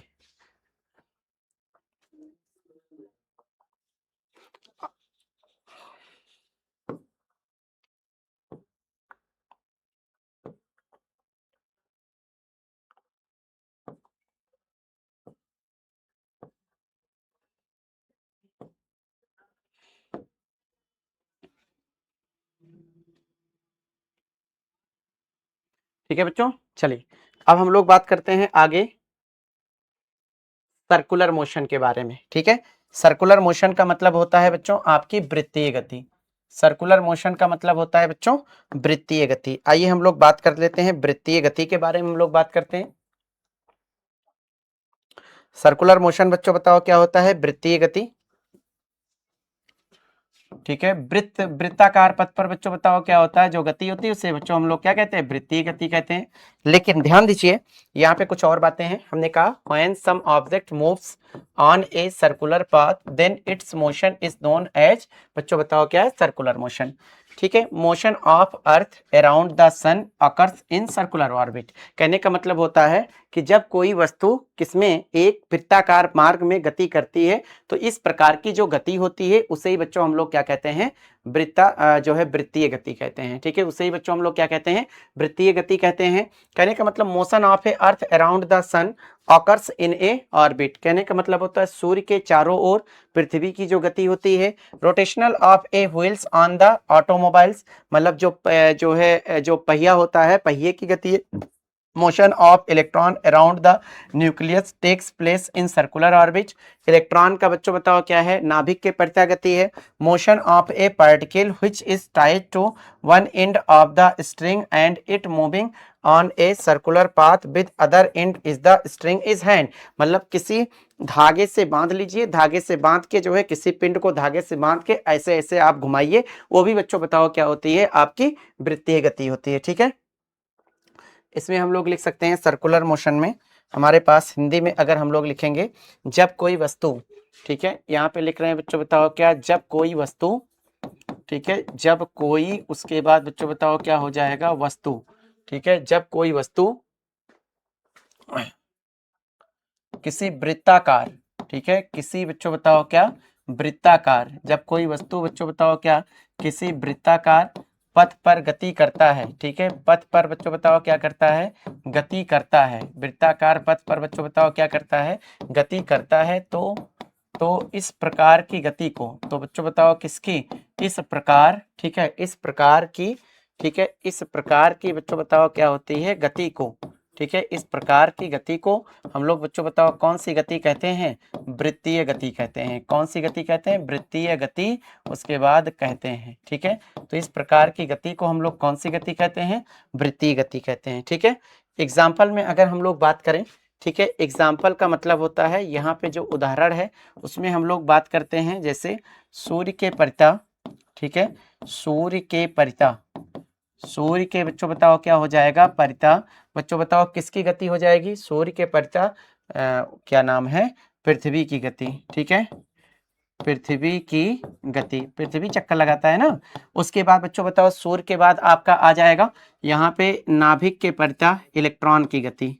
ठीक है, यहाँ पे आपका हो जाएगा बच्चों बताओ क्या, नाभिक के परितः, नाभिक के बच्चों बताओ क्या, परितः, उसके बाद इलेक्ट्रॉन की गति। ठीक है, इलेक्ट्रॉन की फिर बच्चों बताओ क्या हो जाएगी, गति। घड़ी की सुइयों की भी गति होती है। ठीक है, इसमें आपका हो जाएगा घड़ी के, उसके बाद क्या हो जाएगा बच्चों, सुइयों की गति। ठीक है, घड़ी के बच्चों बताओ किसकी, सुइयों की, उसके बाद आपका हो जाएगा गति। ठीक है, आदि बहुत सारे बच्चों, ये दो टाइप से होते हैं। एक होता है बच्चों बताओ क्या, यूनिफॉर्म सर्कुलर मोशन, यूसीएम, एक समान वृत्तीय गति। दूसरा होता है नॉन यूनिफॉर्म सर्कुलर मोशन, असमान वृत्तीय गति। ठीक है, a circular motion is said to be uniform when particle moves on a circular path with constant speed. ठीक है, यानी नियत चाल से, जब कोई वस्तु बच्चों किसी वृत्ताकार पथ पर एक नियत चाल से गति करती है, तो इस प्रकार की जो है बच्चों, जो आपका मोशन होता है, इस प्रकार की जो गति होती है उसे बच्चों एक समान वृत्तीय गति कहते हैं। ठीक है, तो यहाँ पे लिखते हैं कि जब, ठीक है, जब कोई वस्तु किसी वृत्ताकार पथ पर, जब कोई बच्चों बताओ क्या वस्तु, ठीक है, जब कोई वस्तु किसी वृत्ताकार पथ पर, किसी बच्चों बताओ क्या वृत्ताकार पथ पर, जब कोई वस्तु किसी वृत्ताकार पथ पर, वृत्ताकार पथ पर नियत चाल से, किससे बच्चों, नियत चाल से, नियत बच्चों बताओ क्या हो जाएगा, चाल से, नियत चाल से बच्चों बताओ क्या करती है, गति करती है। ठीक है, नियत चाल से बच्चों बताओ क्या करती है, गति करती है, नियत चाल से गति करती है, तो वस्तु की, ठीक है, तो बच्चों बताओ किसकी, वस्तु की, वस्तु की इस प्रकार की गति को, ठीक है, वस्तु की इस प्रकार की गति को, ठीक है, इस प्रकार, ठीक है, इस प्रकार की बच्चों बताओ गति को एक समान वृत्तीय गति कहते हैं। ठीक है, तो वस्तु की इस प्रकार की गति को एक समान वृत्तीय गति कहते हैं। गति को बच्चों हम लोग क्या कहते हैं, एक समान, उसके बाद क्या हो जाएगा बच्चों, वृत्तीय, एक समान वृत्तीय गति कहते हैं। ठीक है, गति फिर क्या हो जाएगा बच्चों, कहते हैं। ठीक है, एक समान वृत्तीय गति कहते हैं। ठीक है, ये आपका हो जाएगा। अगला होता है बच्चों नॉन यूनिफॉर्म सर्कुलर मोशन। कहने का मतलब होता है कि a circular motion is said to be non uniform when ये पार्टिकल मूव्स ये circular path with a variable speed, मतलब असमान वेग से। ठीक है, जब गति करती है तो यहाँ पे उसी का जब जस्ट उल्टा है, जब कोई वस्तु, यहाँ पे लिख सकते हैं बच्चों बताओ क्या, जब कोई वस्तु किसी वृत्ताकार पथ पर, ठीक है, जब कोई वस्तु, ठीक है, जब कोई वस्तु किसी वृत्ताकार पथ पर, किसी बच्चों बताओ क्या वृत्ताकार पथ पर, ठीक है, जब कोई वस्तु बच्चों बताओ क्या किसी वृत्ताकार, उसके बाद क्या हो जाएगा बच्चों, पथ पर असमान असमान चाल से, असमान का मतलब होता है नॉन यूनिफॉर्म, ठीक है, असमान चाल से, ठीक है, असमान बच्चों बताओ क्या चाल से या परिवर्ती चाल से, ठीक है, असमान चाल से, असमान चाल से या बच्चों बताओ क्या परिवर्ती चाल से गति करता है, असमान चाल से या बच्चों बताओ क्या परिवर्ती, उसके बाद क्या हो जाएगा बच्चों चाल से, परिवर्ती चाल से बच्चों बताओ क्या करता है गति करता है, परिवर्ती चाल से बच्चों बताओ क्या करता है गति करता है। तो वस्तु की ऐसी चाल को, तो वस्तु की बच्चों बताओ क्या ऐसी चाल को, ठीक है, वस्तु की ऐसी, उसके बाद क्या हो जाएगा बच्चों चाल को, ठीक है, वस्तु की ऐसी चाल को बच्चों हम लोग क्या कहते हैं, ठीक है, वस्तु की ऐसी चाल को नहीं, ऐसी गति को, ठीक है, वस्तु की बच्चों बताओ क्या ऐसी गति को, ठीक है, ऐसी गति को हम लोग बच्चों बताओ क्या कहते हैं, असमान वृत्तीय गति कहते हैं। क्या कहते हैं बच्चों, असमान, ठीक है, असमान फिर आपका हो जाएगा बच्चों बताओ क्या वृत्तीय गति कहते हैं, ठीक है, असमान वृत्तीय फिर आपका क्या हो जाएगा गति, फिर हो जाएगा बच्चों कहते हैं, ठीक है। तो ऐसी जो चाल होती है, इस प्रकार की जो चाल होती है, इस प्रकार की गति को हम लोग क्या कहते हैं बच्चों, असमान वृत्तीय गति कहते हैं, ठीक है। चलिए अगला होता है बच्चों linear, linear displacement and angular displacement, ठीक है। तो लीनियर जो डिस्प्लेसमेंट होता है, लीनियर डिस्प्लेसमेंट को हम लोग यस से दिखाते हैं, ठीक है, स्मॉल यस से दिखाते हैं, या आपका बच्चों बताओ क्या होता है कैपिटल डी से दिखाते हैं।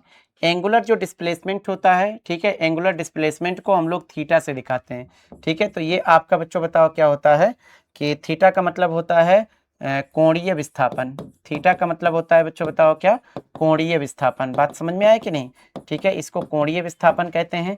इसको बच्चों हम लोग कहते हैं बच्चों बताओ क्या एंगुलर, उसके बाद क्या हो जाता है बच्चों डिस, फिर आपका हो जाएगा प्लेसमेंट, ठीक है। एंगुलर बच्चों बताओ क्या होता है डिस्प्लेसमेंट। तो लीनियर डिस्प्लेसमेंट को हम लोग इससे दिखाते हैं, किससे, आपका जो है यस और बच्चों बताओ क्या है कैपिटल डी से।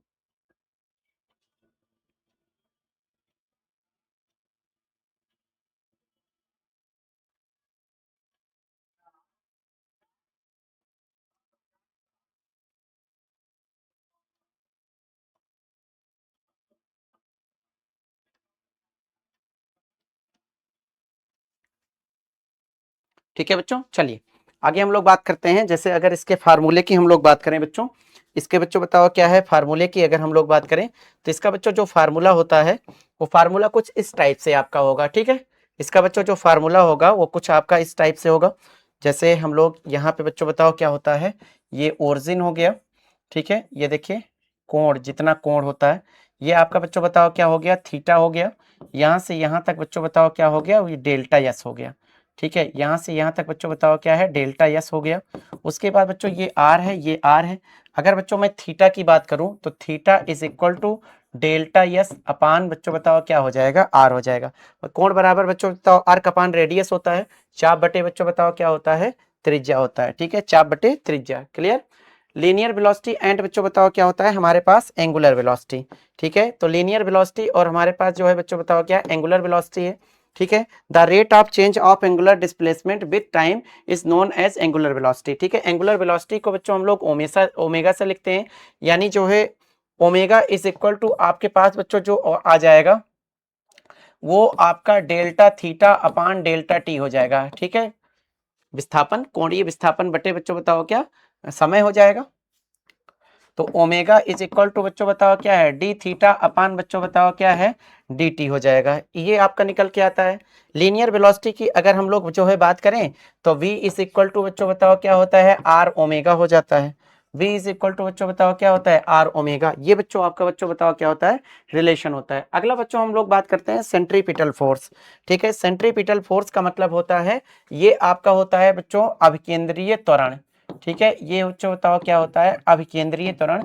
मतलब एक ऐसा त्वरण जो कि बच्चों बताओ क्या, अभिकेंद्रीय त्वरण।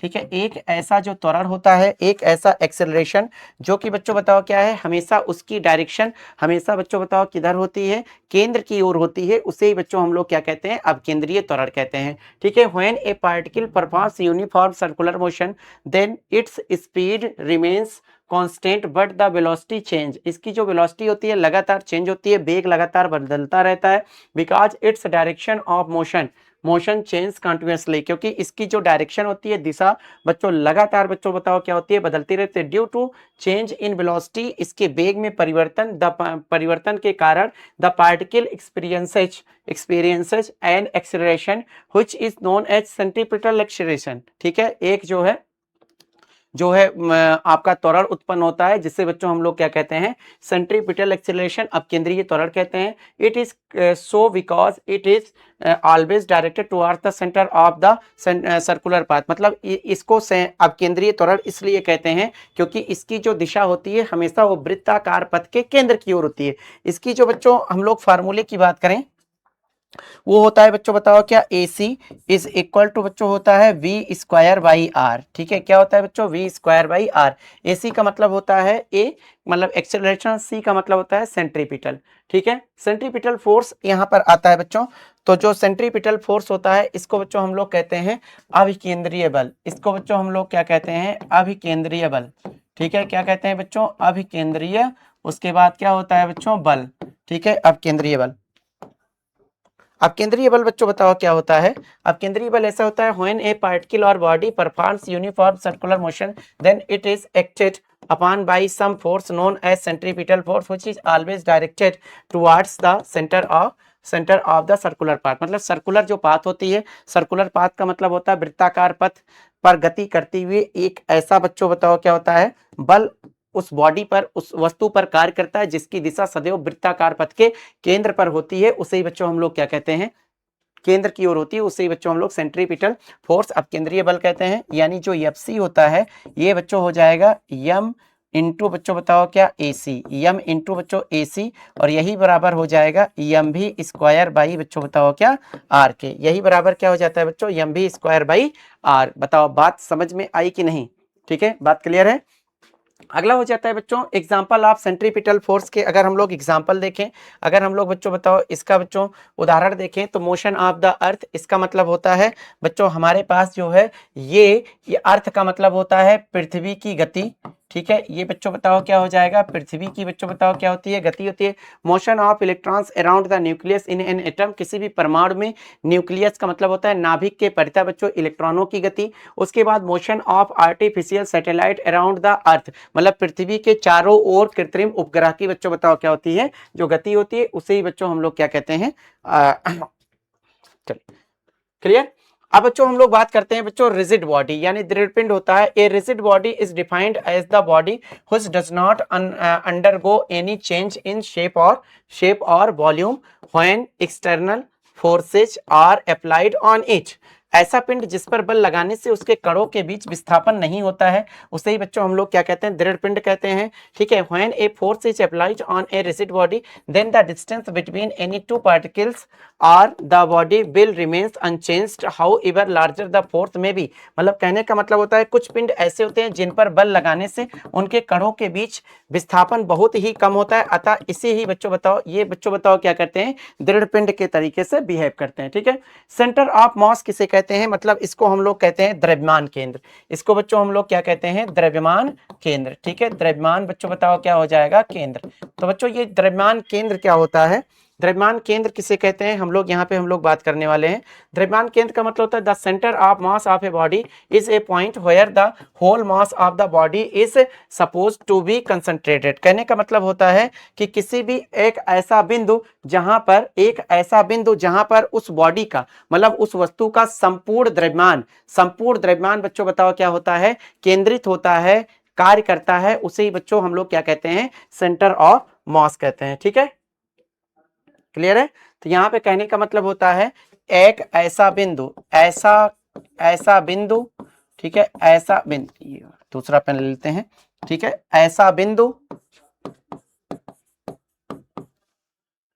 ऐसा बिंदु जहां पर, ऐसा बिंदु बच्चों बताओ कहां, जहां पर the centre of mass of a body is point where the whole mass of body suppose to be concentrated. ऐसा बिंदु जहां पर उस वस्तु का, ठीक है, उस वस्तु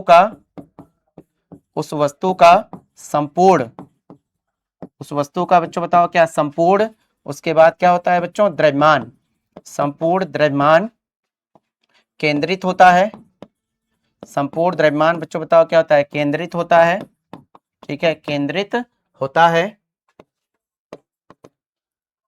सेंटर ऑफ मास यानी द्रव्यमान केंद्र कहलाता है, द्रव्यमान, उसके बाद क्या हो जाएगा बच्चों, केंद्र कहलाता है,